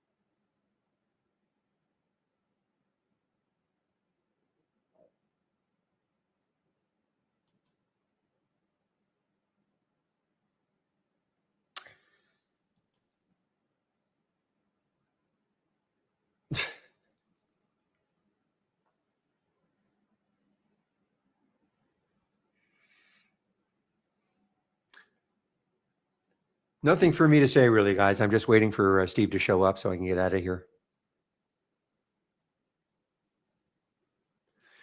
Maybe now I can take the Met C.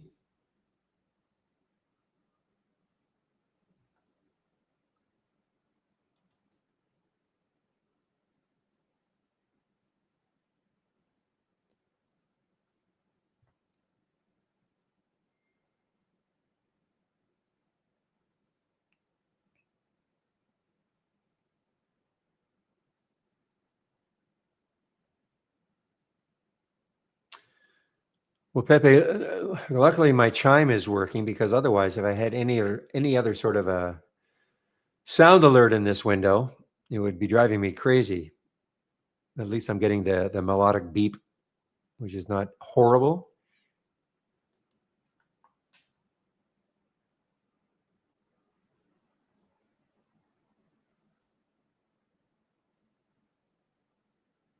Wow, look at this market.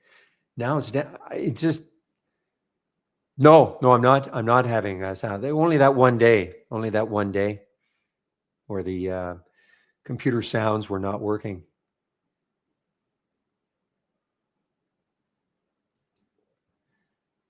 I do like it if you've got an active window, to have that little. No, the update had already taken place.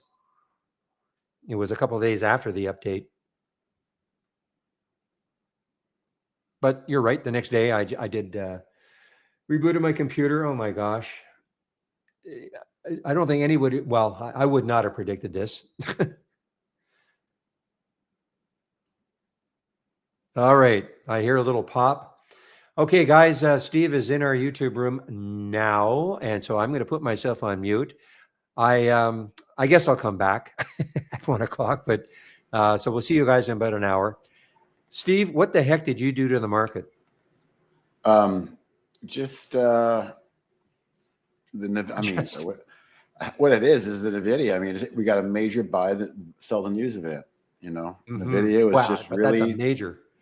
NVIDIA was the crescendo of the bull trap chasing, I think, is, to be honest, where we are. Yeah. And it's taking everything with it. I use the word disheartening. I mean, I don't think, I wonder if the NVIDIA reaction was just a little too overdone. I mean, that's possible too, because though everybody says they had great earnings and a great guidance, great this, great that, great revenue. Yeah. But I can't remember. Can you remember seeing a day like this? Seriously, where you're up about 13 points on the SPY, and now you've I mean, actually gone negative? I can't point to it, but I could feel it coming. Andy and I have been discussing, Brian Shannon and I have been discussing, it's been very hard. There's no follow through. There's a lot of bull traps out there to trap you into trying getting into things, and then they just roll over, hit the stop, rinse, repeat. That's what's been happening to me. It's been a lot of paper cuts over the last 3 weeks, Yeah. even in my day trading. And I'm kicking myself today. I mean, I wish I could say I was this smart.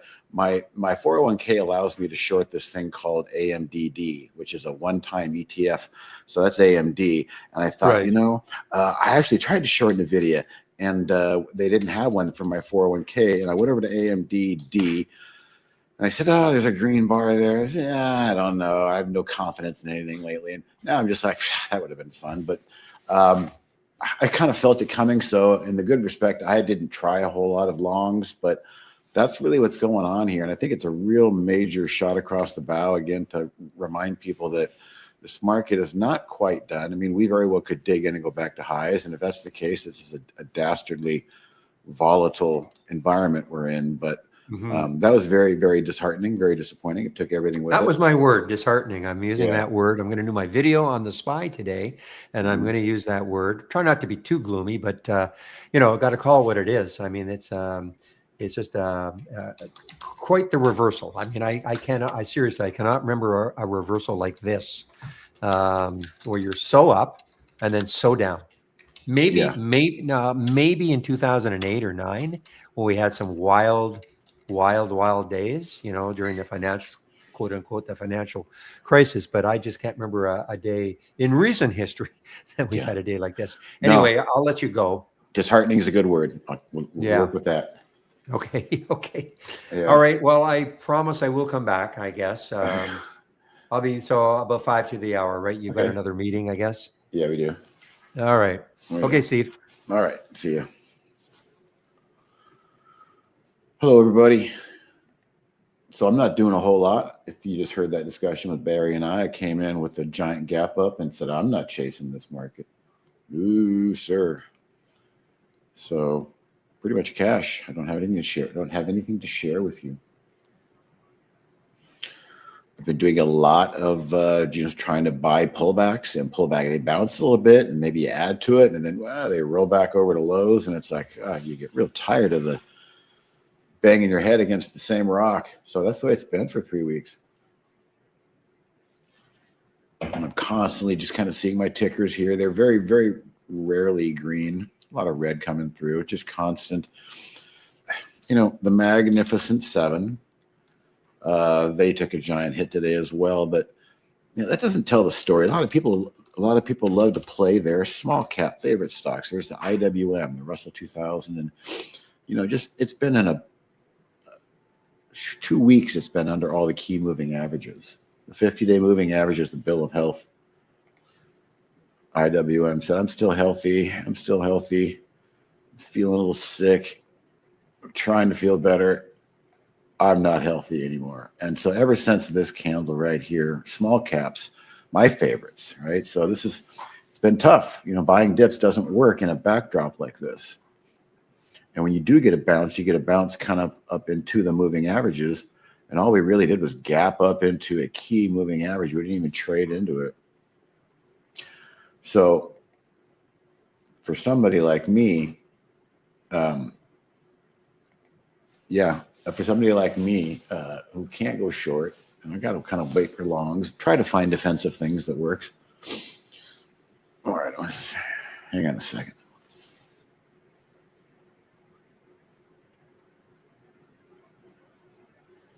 Yeah, okay.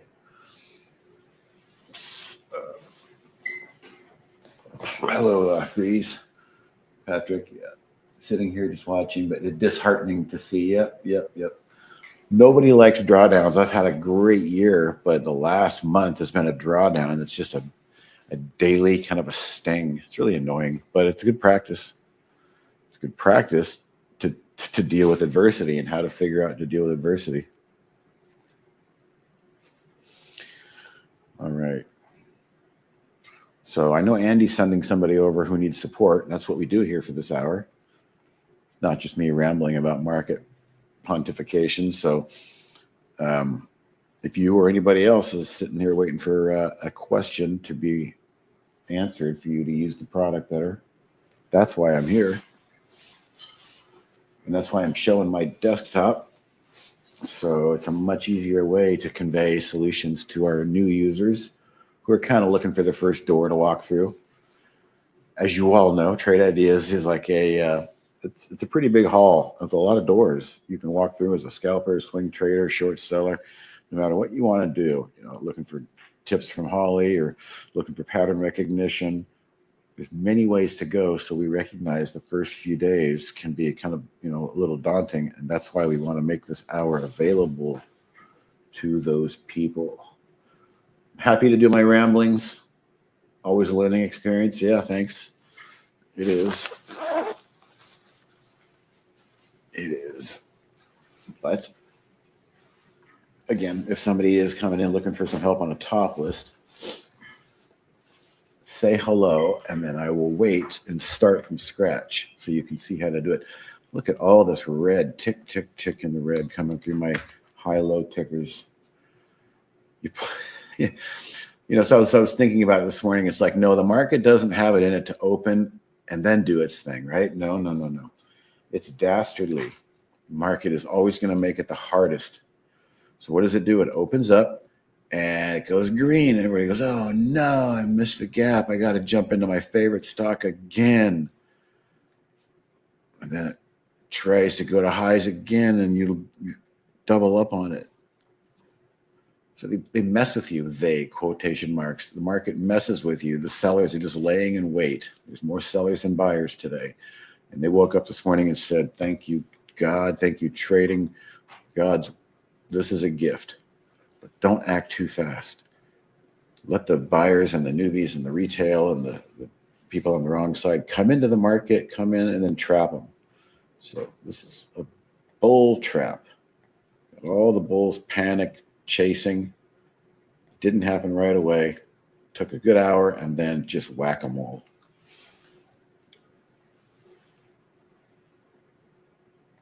And boy, oh boy, are the whatchamacallit, crypto is getting worked.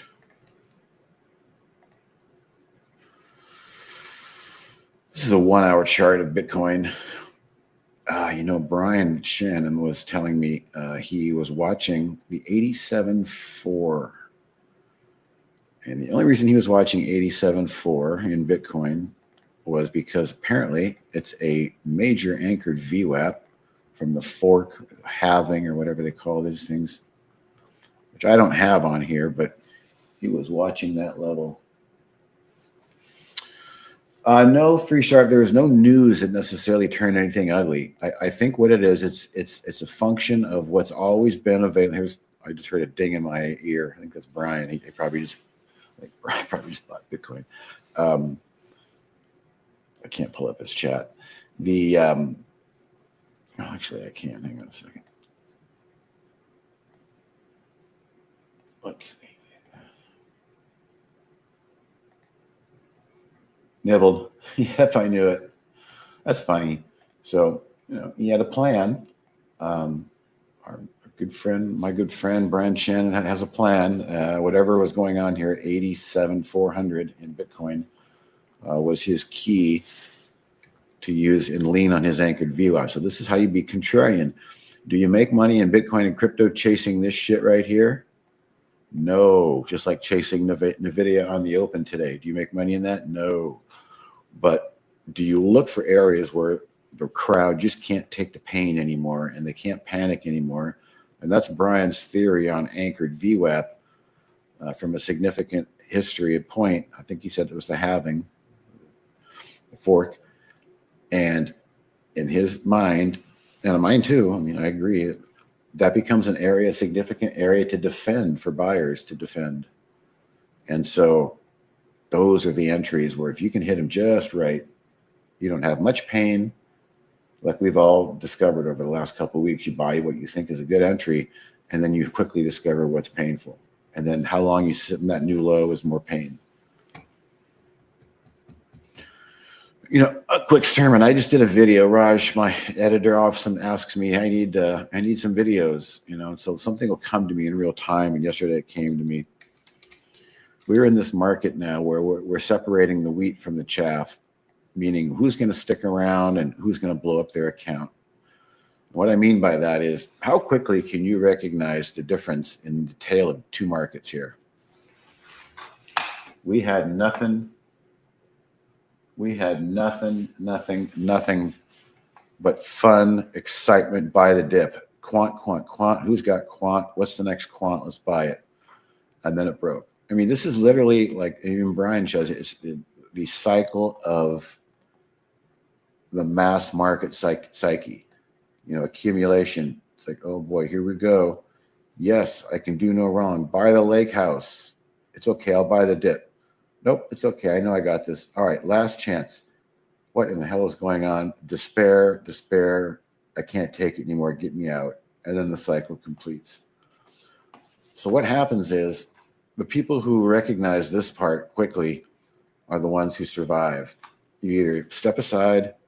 I see a lot of red coming through. You either step aside or you learn how to short if you can in your accounts, or you just try to manage risk as best you can. But this is the other side of the mountain, and there are so many stocks that did this. Trying to think of some of the others. It's not so much that one. AI definitely just been horrible, but here's some good ones like SMR. I love these stocks, you know, the nano nukes, and they just can't get out of their own way now. They can't even find a bid. The quants, especially. Quants are really the best example of the quickest up and down. As I go through some of these charts here, these were all darlings, and I traded all of these at some point. But at what point do you just realize, shit, I'm wrong, and this isn't working anymore? It's a tale of two tapes. And so the people who survive this and go, this is the last stand right here. If we can't move higher, I've got to forget this. I can't keep going to the same well just because it worked before. And that's really what your mind is doing. Your mind got so accustomed to buying these dips and just getting amazing rips within a couple of days. I was doing it. It was fun. But then you start to realize, well, this doesn't last forever. And you've got to be aware. But even I was slow to stop buying some of these dips that I was trying to buy and play into. iBit is just getting absolutely murdered. Let's take a look at what the actual crypto is doing. That's a good thing Brian nibbled. It just went to lows again. So that's not helping. There's just no safe space today. There's silver. I thought might have some safe space. Nope.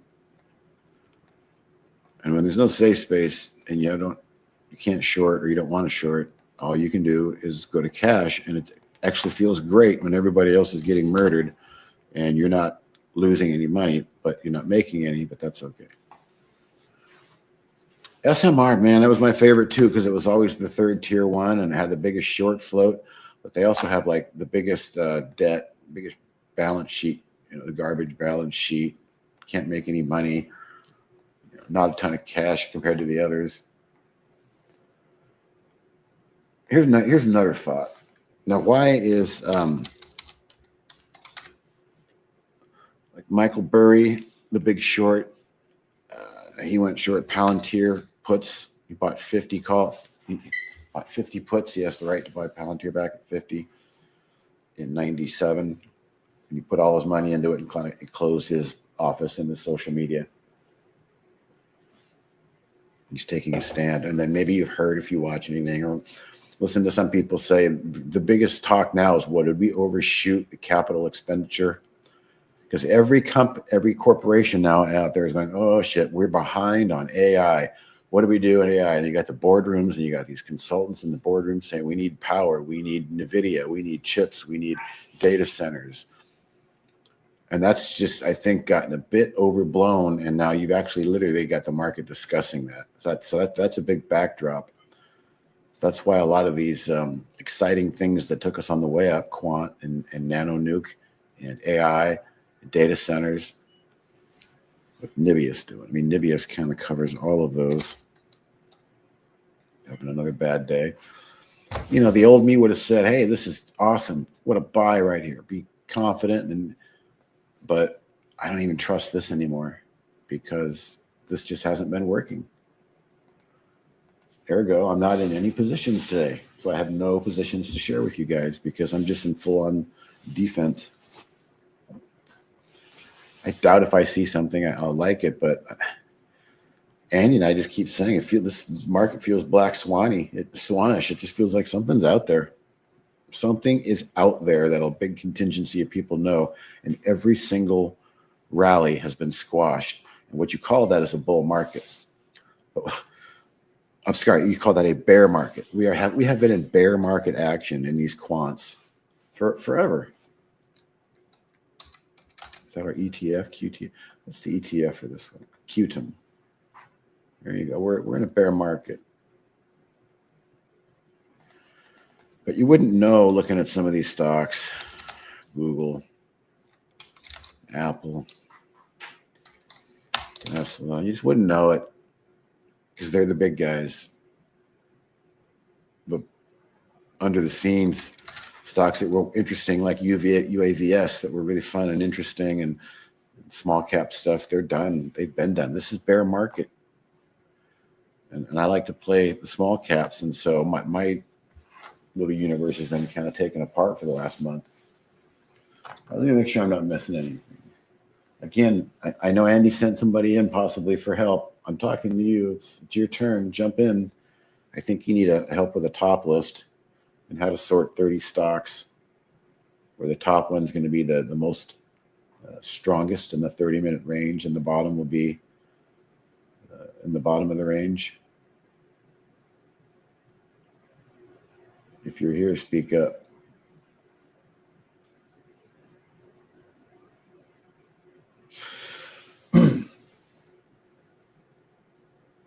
All right, Iran having some relief today, but that's just the thing. Anything that has relief just gets pounded. Let's see. It's getting pounded. Look at the last 5 days in this thing. So this is nature's way. These are like porcupines. Topping tails. Nothing but topping tails. Those are bad omens, in my opinion. And they're doing it all underneath the key moving averages here. If this was upside down and they were doing this on the bottom tails on the strong stock, and it'd be a different story.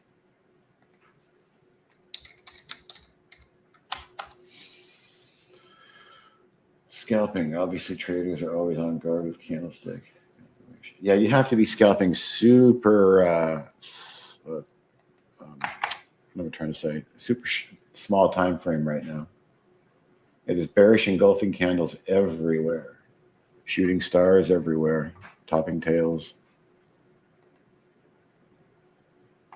Just not in the mood to even try anything. It just feels really bad. Like something worse is coming. Oh my gosh, look at the cues.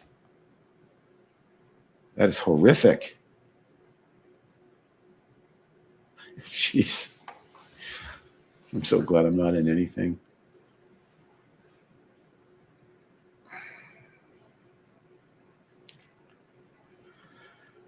Slip sliding away.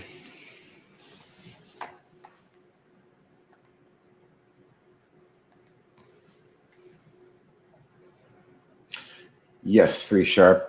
Any type of wick is a reversal.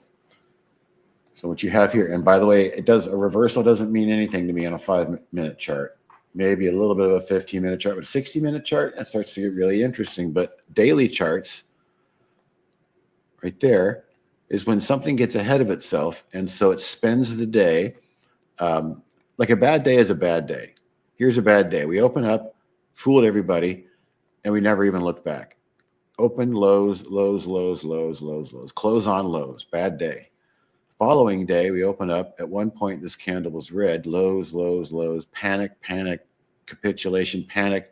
But midday, buyers stepped in, and you didn't get the close that you opened with like the day before. So a solid red candle indicates momentum. but a reverse light, especially the longer the wick, the better, which means there was intense emotion that was reversed midday where buyers stepped in and said, that's enough. And then you actually closed with a bit of green. So that's always going to be very bullish. However, it didn't follow through because this is probably kind of the top of a market here, especially after what I'm seeing right now. All right, look at this one right here. Back on this day, the Qs, closed back on highs after testing everybody's nerves. And that happens over and over. But then eventually, if you see something that's the opposite, what you can also do is you go to weekly chart and you start looking at things. Okay, here's Apple on the weekly. You've got 4 weeks in a row where in a longer time frame, every time Apple gets up near this area, the sellers push it back down, so it can't hold that time frame. I'm trying to think of something that had a really good wick on a weekly. Probably some of those. There you go. So here's a weekly on some of those quant stocks. Let's just look at QTIM in general. Not much of a wick there. All right. So you should always be looking at weekly charts just to get a bigger picture. And if you were somebody that was just bullish to all hell on Rigotti, and then you close the week on this day and it's Saturday morning, and you notice this thing right there. Well, what's happened since that? It's pretty much an early warning system. So to answer your question, a reversal tail, and the longer the time frame, the better. The reversal is going to signal to you a reversal. So going forward, things are probably going to continue in the direction that reversed, except the exceptions are like when I just showed you in the NASDAQ. And I think this is why one of the reasons we can say we're at a near-term top, if not a top. A day like this used to be just big reversal, but it couldn't get out of its own way. It just gave back way. And we have a market, probably should have bounced right here this morning. If it was healthy, it should have bounced right there. Nice, really nice pivot level. Moving averages, but it just bled through like butter. So this is just really scary action.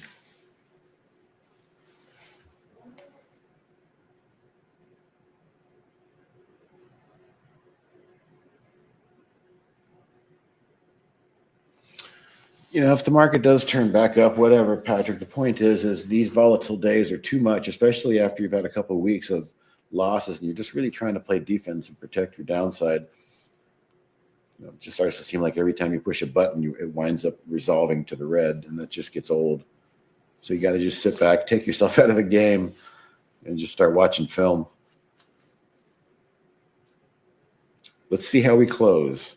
I swear to God, if we bounce and we put a reversal tail like we were just discussing on this, then I've pretty much seen everything, and that means we're in uncharted territory of insanity.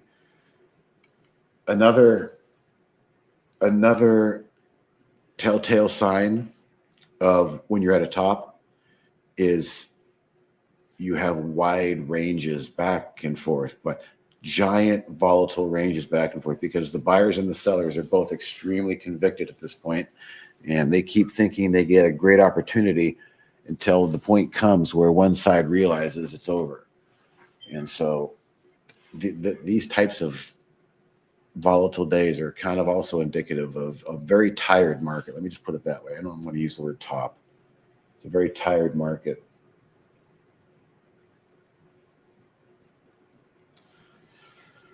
And the other story in NVIDIA is great. NVIDIA's got all these orders, all these backlogs, but can you make money on backlogs? I mean, everybody wants something at once. You can only make so much of it.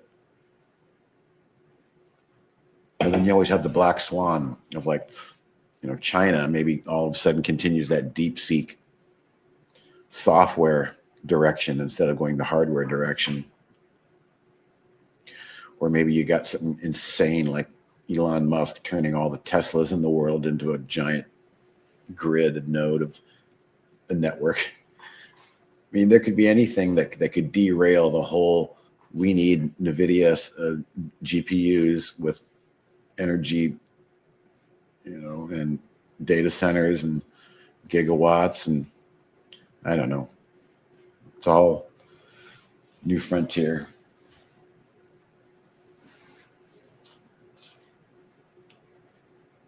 Earnings have been good for the most part, but that's one of the things of sell the news. And NVIDIA had great earnings. They can't make them fast enough. But was that priced in? Are there still are the worries I'm talking about, headwinds for NVIDIA still? So the people that, felt like those were great earnings, they've probably been counting on these earnings for 2 months, or maybe longer. It hasn't really gone anywhere. It didn't trend up into earnings. It basically just dropped earnings flat. And it's giving what could be one of the biggest engulfing candles, but we'll see how we close. It could pop back up and get half of it back. But it's a very, very difficult market right now. I'm talking to those who are frustrated out there. It's not just you. It's extremely hard right now. It's nothing like it was back here when, when these quant stocks were making a lot of money and everything was real easy.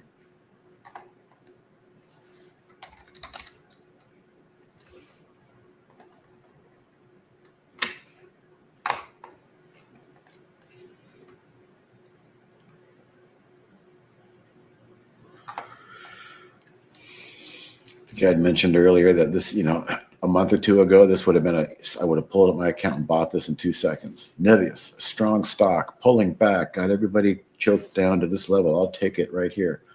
But I can't even trust these setups lately. So I'm not going to do it. If I miss it, I miss it. I don't care.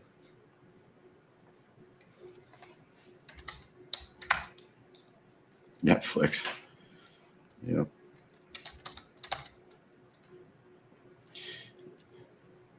Even on the bad days, nothing really holds up well. They take all the pretty ones that you used to like. Goog sure is strong, man, I tell you.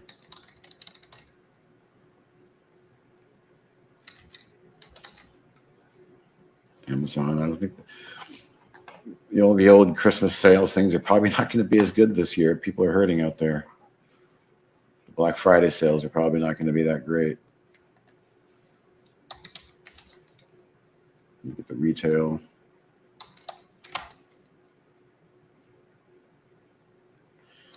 XRT retail is about ready to break the 200-day moving average. The consumer's broke.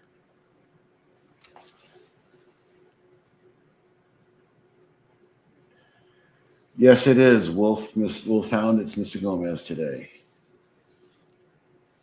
Chris, well, no, yeah, no problem. We sound alike, actually, sometimes. All right, I got your question. When we're back testing, why does the time only go from 8 till 2, not to 4? Well, could be a couple things. If I wanted to back test anything, it's your start time. I'm on the West Coast, so this is 9:30 Eastern. And end time is 4 p.m. Eastern, 1 p.m. West Coast. So this could be why, the first reason, this particular setting. Or the second reason could be that you have a time filter inside of your scan, which means you don't want to see you don't want to see the scan between these 2 hours, minutes. It could be one of those two things. Yeah, it's your local time. It's going to be your local time. It's set to your local time, which is in tools and options under the basic right there. Time options. We recommend for anybody that's using, just go to the local time. If you try to just dissect your own time frame, I don't know, it can just complicate things in certain tools. So if you just click local time, everything will line up like that. Your histories in your scans, your back testing, etc.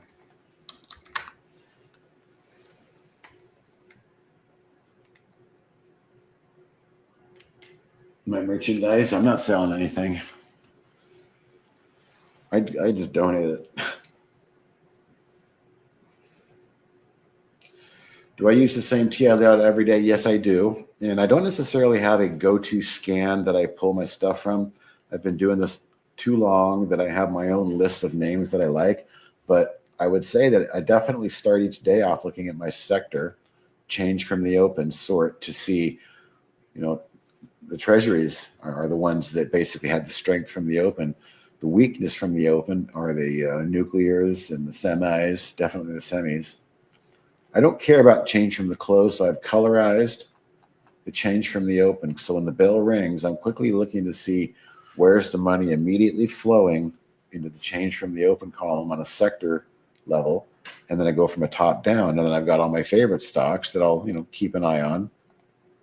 Where'd that go? I liked. So this is my wheelhouse. These are all my favorite stocks. Ideally, if I'm long something, it's already up here, but I can quickly see, boy, most of the stuff I like is really red today. And then I've got this list over here, which is the same names, but this is in a alert format, which tells me 15-minute highs, 15-minute lows, new low, what's doing what. So I kind of just monitor my universe of stocks using the trade ideas flow. Now, when I am looking to go shopping or buy something, and maybe something is strong on a short squeeze type day, I do have a scan like this one.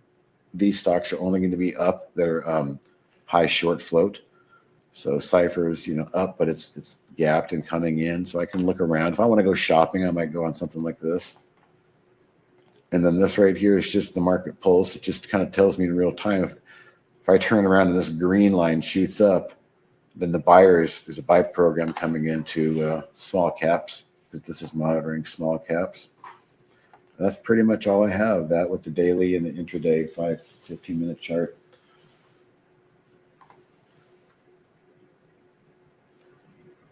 Advice for getting to 100%. It just depends on what you want. I think more is less. For instance, on my charts here, the people hear me talk, they know I only use 2 moving averages. The 5-day, which is perfectly holding this back yesterday. And then once it breaks through the 5-day, look what holds it up. The 10 SMA broke there. But I just use these 2 as my guardrails on the intraday 15-minute time frame. That's all I use. And then, of course, the daily chart, big time.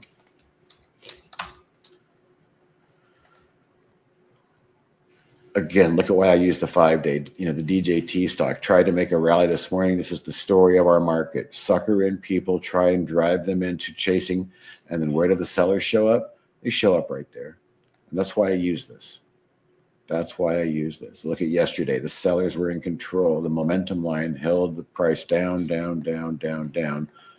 And then the blue line is just kind of a major area of interest. If it had popped above this and then gone sideways, and then started to go, this is when I add right there. So you wait for the confirmation of strength.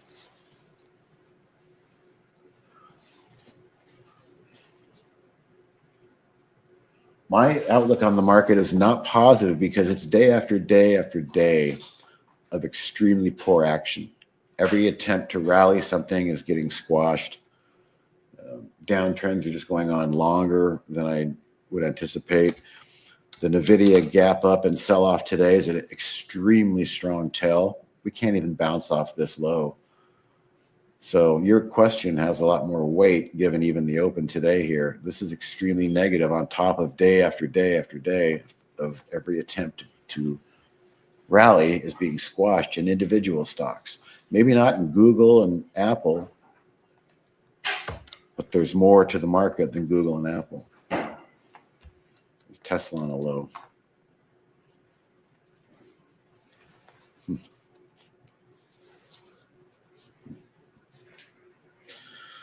And that's a strong stock too, Tesla. If it can't hang up. And look at how Tesla suckered people in. The same old story. Wait, wait. The sellers are saying, wait, get people to chase, get people to feel like they're chased. And now you can get the most of it and hammer it. And this follow through on lows as we speak is not bullish whatsoever. So what are my thoughts on the market? It's not bullish. And since I can't really short the market in my major 401 trading account, all I can do is sit in cash, which I'm doing on the sidelines.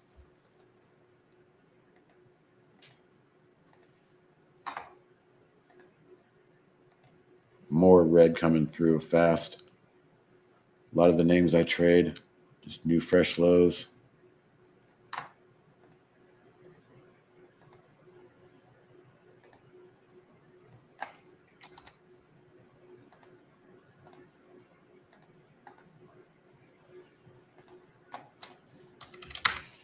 What led us up was the NASDAQ, and what could take us down was we are just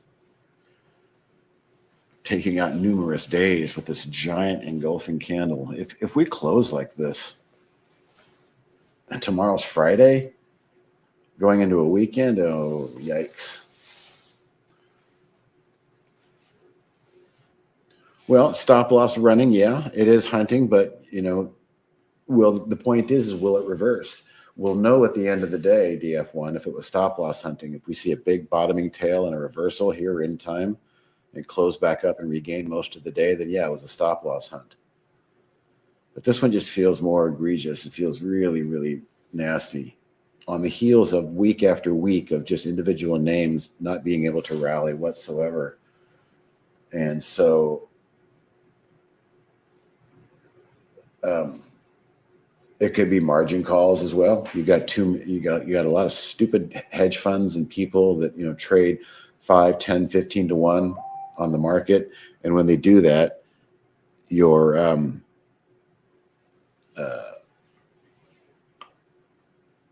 downside is very tight. You start to get margin called and liquidated automatically without your knowing. When you start to hear headlines like that, margin calls at the end of the day, that's when it gets really, really more suspect. Yeah, I feel like there's something bigger going on, and we won't know until we know. But it feels like some people know that they don't want to be in stocks quickly, and they're taking every advantage.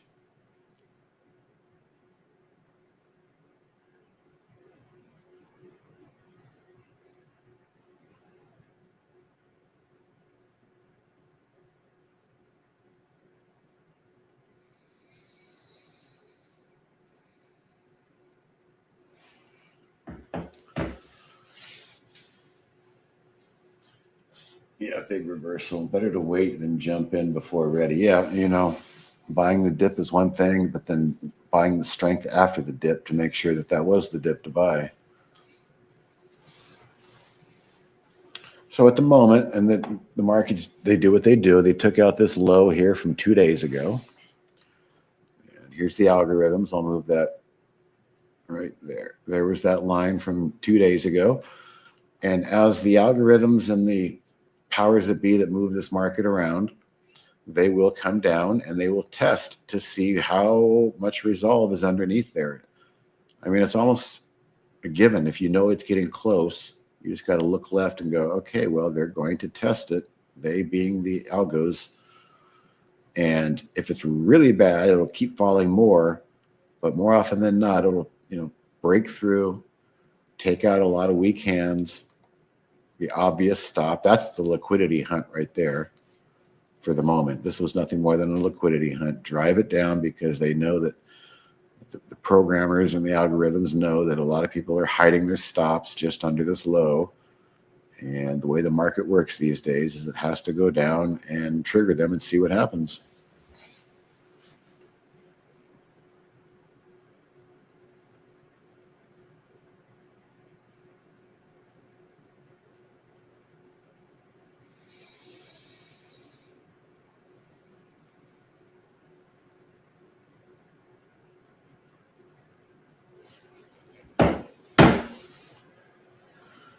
Yeah, the big money will not chase new highs. The big money likes to wait for price to be brought down by the powers that be to a level that makes more sense for them to get more deals done, have more transactions done, accommodate their size, and get a tighter, bigger position in a tighter range. It's just how the markets work. So you have to play their game. You have to wait for those moments. But I'm not buying it today. I don't want to buy a bunch of stuff and then hold it into tomorrow, then figure out what do I want to do for the weekend. I don't see anything constructive out there. It just feels like something heavy is still a shoe to drop. Hindsight's always perfect, but in the moment, you'll second guess yourself.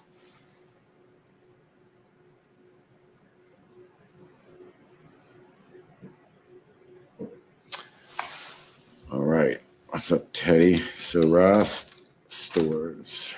Oops.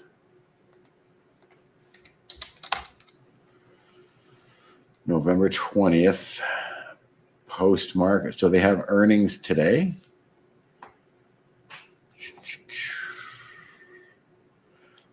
I don't see a problem with that for a couple of reasons. You're not saying you want to short it down here. You've let it run and break up here. And if you really want to get into it, these 2 days right here are a bit of a tell, reversal.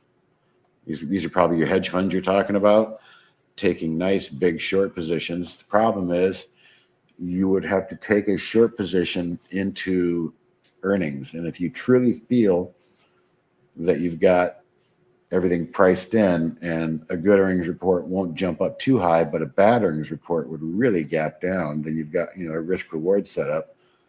It's probably not a bad call. I mean, I don't like to take things into earnings, period, but I will look and see from where has it come. It's come a long way. And as I also said, the consumer is hurting, even though Ross Stores is a discount store. The retail is hurting. I looked at the retail chart a second ago, XRT, and it's just teetering. It's like it's falling off the ledge right there off the 200-day moving average. So in the bigger picture, the XRT is starting to maybe show how the consumer is pulling back and filling up their car and eating food rather than buying clothes and things. And with Ross Store already having a really nice move upward, you got these two devil horn antennas here. That is kind of a weak tell. I don't think it's a bad idea. You could do it with options to limit your downside, but I wouldn't try and talk you out of that.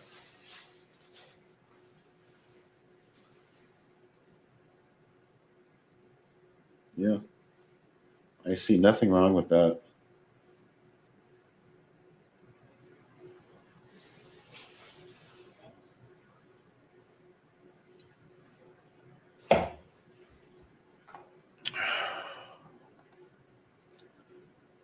Well, that's it just went off again. That's the line I redrew as I was discussing with you guys why the NASDAQ goes down and tickles that low from a day ago to see if there's any follow through, and can't really bounce back up through it. This right here is the S&P 500. These are all the stocks in the S&P. Do you see any green on there? I'm starting to see it speed up too. I don't want any part of being long in this market right now. I would like to get the ski equipment I bought last year and just leave for 2 weeks, quite honestly, and not have to look at the market.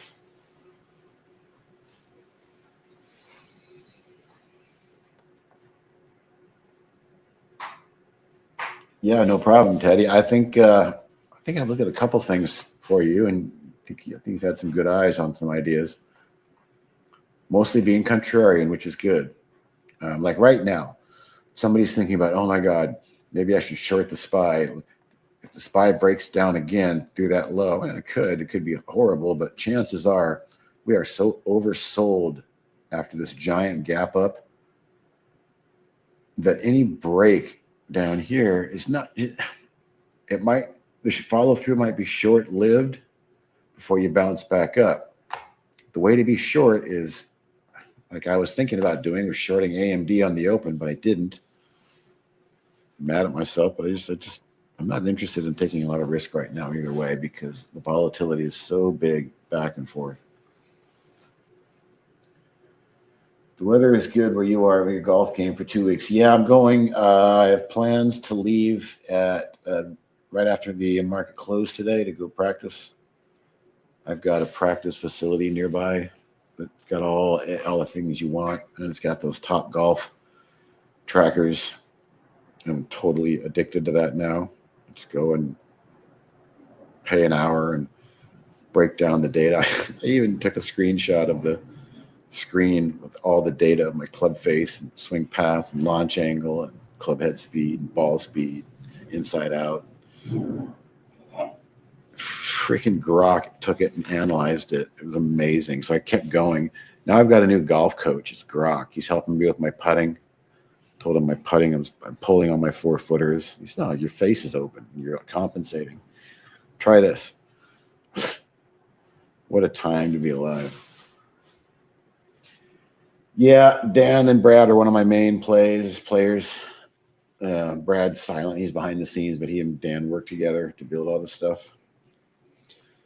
And Dan's son is a scratch golfer. He's pretty damn good. So when we play scramble, we use his drives. But even in San Diego, you got the market, you got to work. You do run out of daylight quick in November, December. But I'll tell you, in May and June, July, it's really nice. You can work a whole day and then go out and play a leisurely game of golf in the afternoon.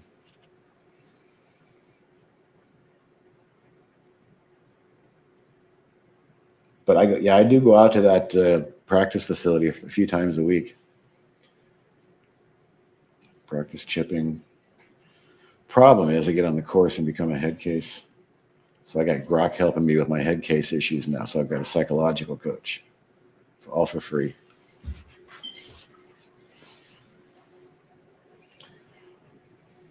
All right. Did by chance the person who was looking for help on the top list, the 30-minute change, show up? Just a little shy? No, not Dan's young son. That was the 13-year-old you saw.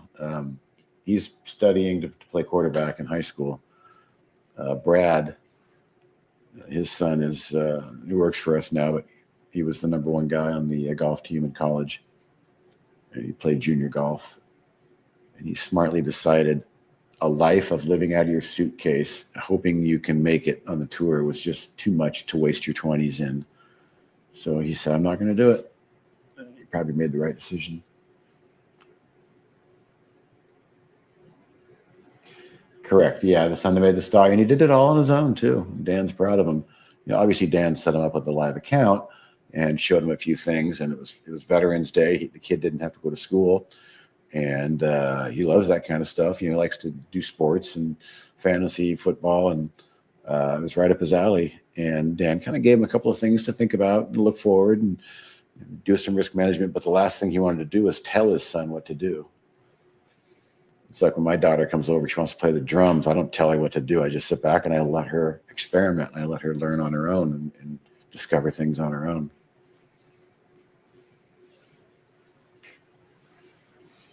Yeah, last week he made a good call. The point being is that he just used the Trade Ideas Explosive Winners channel, saw stock that moved up and then it pulled back and it was going sideways. And he said, I think it has a chance to go again. And so he bought some in his live account, and then he put a live stop, 20 cents under the $2 entry at $1.80. And then he got lucky. He was in a big one. And we were in a meeting, and he was yelling down the hall, and we're all screaming, tell him to sell some. So he locked in a little bit, and then he let the rest ride, and it worked really well. It's a funny story the way it worked out.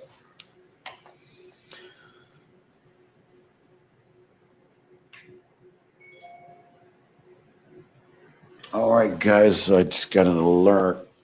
So I got 5 minutes. I can hang out with you if anybody's looking for some help. Now's the time. I got the spiders doing the same thing here. They took out that low from yesterday, right there. So the buyers are sitting here looking at that low saying, we should defend this level. And we'll learn a lot here as we go forward. Maybe it bounces up a little bit. And if it doesn't bounce up and just bleeds back through low, well, then that's even weaker, than you want. You want to at least see some sort of a relief bounce, maybe up to 660 there in the SPY. And then, by the end of the day, if the sellers really want to grab hold of it again, they'll throw it back down near lows as we get towards the last hour again. But that's probably what's going to happen here.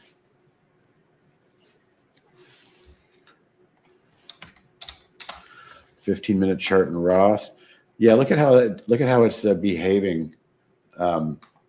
Not only the VWAP, as Mike says, but my 5-day moving average. Resistance, resistance, resistance, resistance, resistance. Boom. Does this become support? This is your big Q right here. But the problem is you've only got a few more hours before you have to take a bet. As long as you keep this wick, Teddy, that's obviously intact. As long as you keep this wick pretty intact here, that top tail, and you close down here in this area, very good chance that any sort of bad earnings or disappointing earnings, let's see, it's run from 126 to 160. You're fading a move, and so it's more, the risk is being long this thing, in my opinion, going into earnings. Probably an easy way to put it. Walmart had the issues of the whole EBT thing last week. Looks like they had earnings today.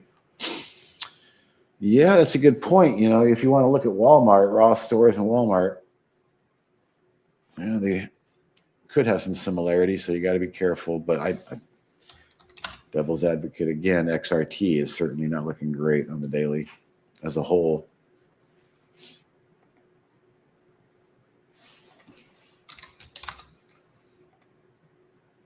Yeah, Tesla could. Hang on. Tesla could pop a little bounce here. Like if the market does want to bounce, which I think we're due for a little midday pop here. But I'll leave you with the fact that it's going to be all about how we close. If we close with a bottoming tail, then we're just right back in the whitewash, in the rapids. If we bounce midday, then roll back over and take out these lows going into the close, well, then tomorrow's Friday, and it just means that there's more uncertainty and fear out there. I got to imagine the greed and fear index is getting pretty low under that fear level, and that's usually when you see a bounce, but there's no certainties. Look, we can't even get the NASDAQ to hold a green candle here in the Qs. There is not much bounce. I think people are just a little fed up. They're not even going to wait for a bounce to try and exit some more positions, perhaps. Let's look at the IWM. Same thing in the IWM, the Russell. It's just flirting with yesterday, 2 days lows over there. SPY, same thing. This is very, very heavy.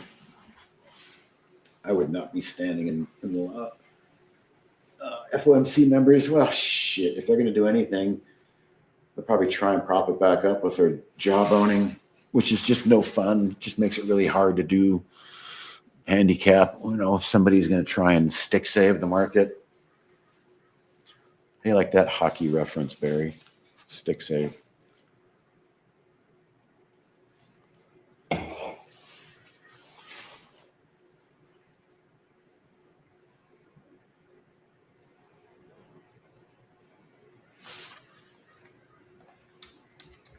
That's it. Yeah, they just can't get out of their own way. This gold and silver. They're gonna wait. You're gonna wake up one day. It'll be an overnight move, probably. It's hard to play gold and silver midday. Silver looks like it wants to rip. It's just a matter of when. You can see how this 5-day moving average held it up once again.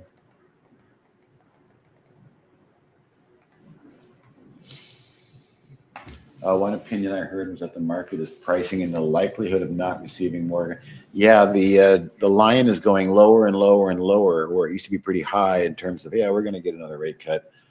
Now that line keeps going lower and lower, and the level of a rate cut being priced in is not there anymore as much as it was. You are correct. And I don't know how the market's going to react to that.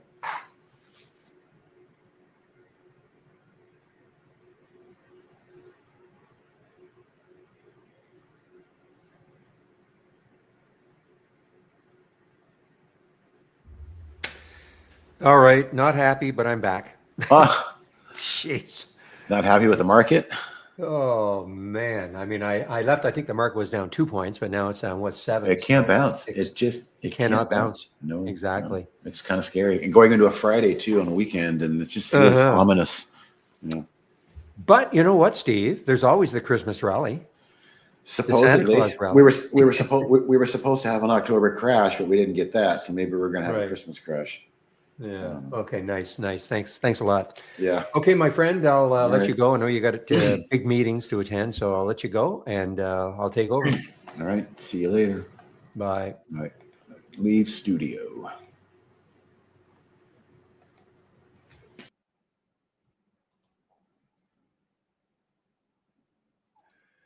Okay, guys, I'm back in both rooms now. As I pause a bit here. All right, got to get some music going. Just give me a moment.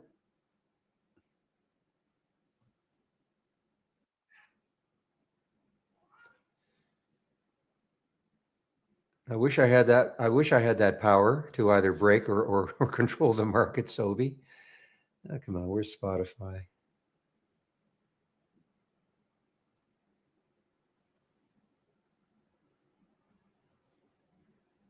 Yeah.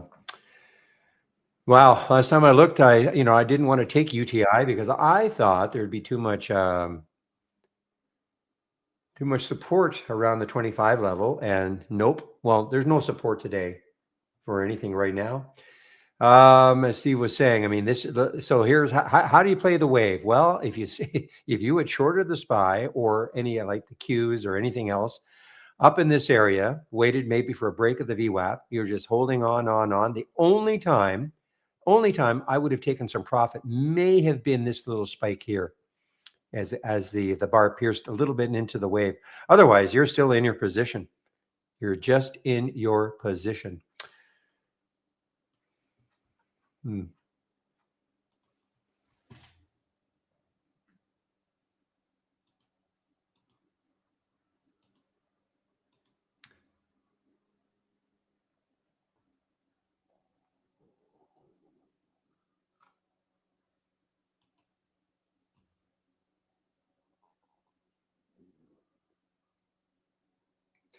Even my music is having problems today.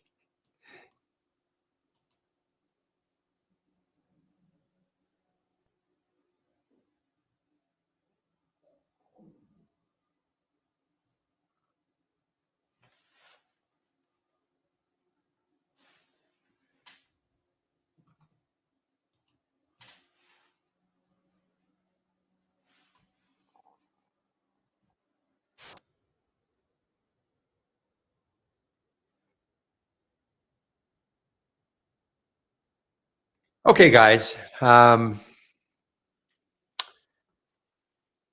I mean, there's Bitcoin almost. I know Shady talked about 85,000, 87.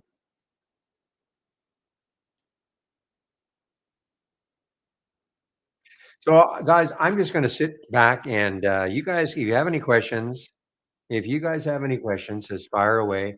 I'm probably going to put myself on mute. I don't really. I mean, I'm too late to short these things. I mean, unless I see something that's new to short, potentially short.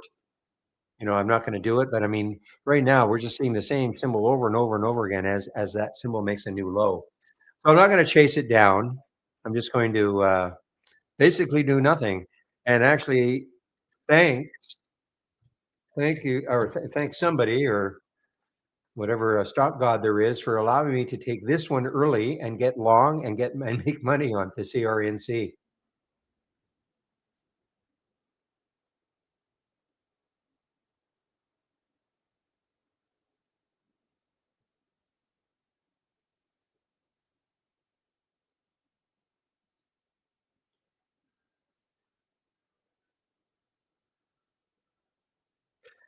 So listen. I mean, unless something really changes, I may take off at 1:30.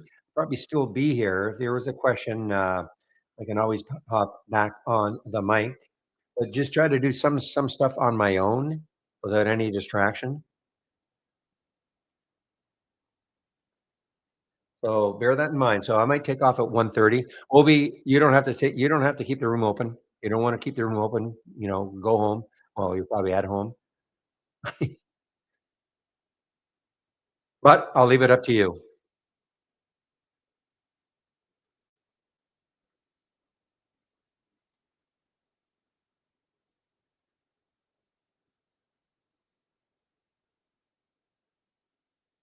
Okay, so we'll be a glutton for punishment. We'll keep the room open even after I leave until about 3 o'clock or so. What did I say about CRNC? Well, I went long CRNC early in the day before the whole market fell apart. It was an earnings play. I took it right about here. It broke over 11.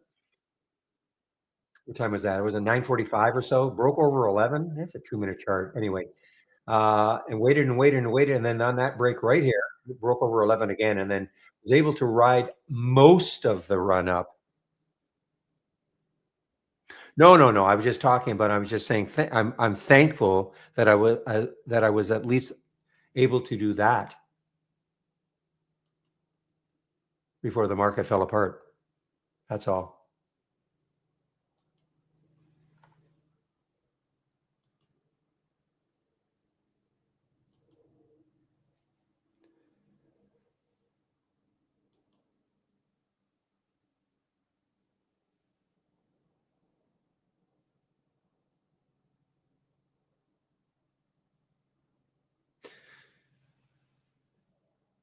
So I will put myself on mute for a bit. There's a few things going on in the background that you guys can't see that I want to try to see if I can fix. So I'm going to put myself on mute. I know I've just come back from a break, but I'll hop back on the mic if there's a question.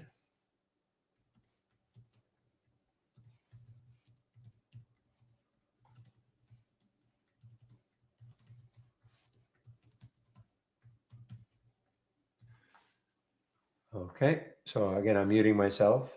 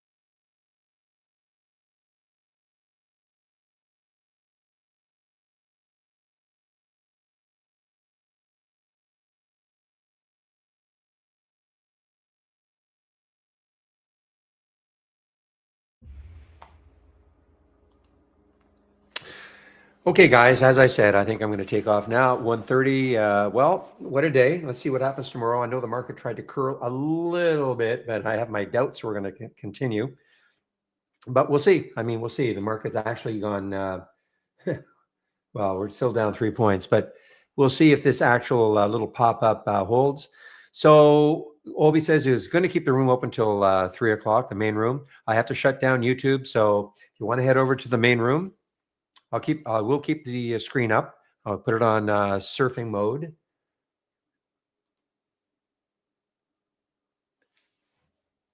So if you want to, this is only for people in YouTube right now. I'll keep the YouTube room open a minute or so. If you want to head over to the main room, click on my homepage link. And if you scroll down a little bit, right on the right-hand side here, trading room, you can get into this room. It's free also, just a lot more action. Okay? Okay, guys, so I'm going to put myself on mute in the main room. And the main room will open tomorrow at 6:45 Eastern time. So we'll see you then.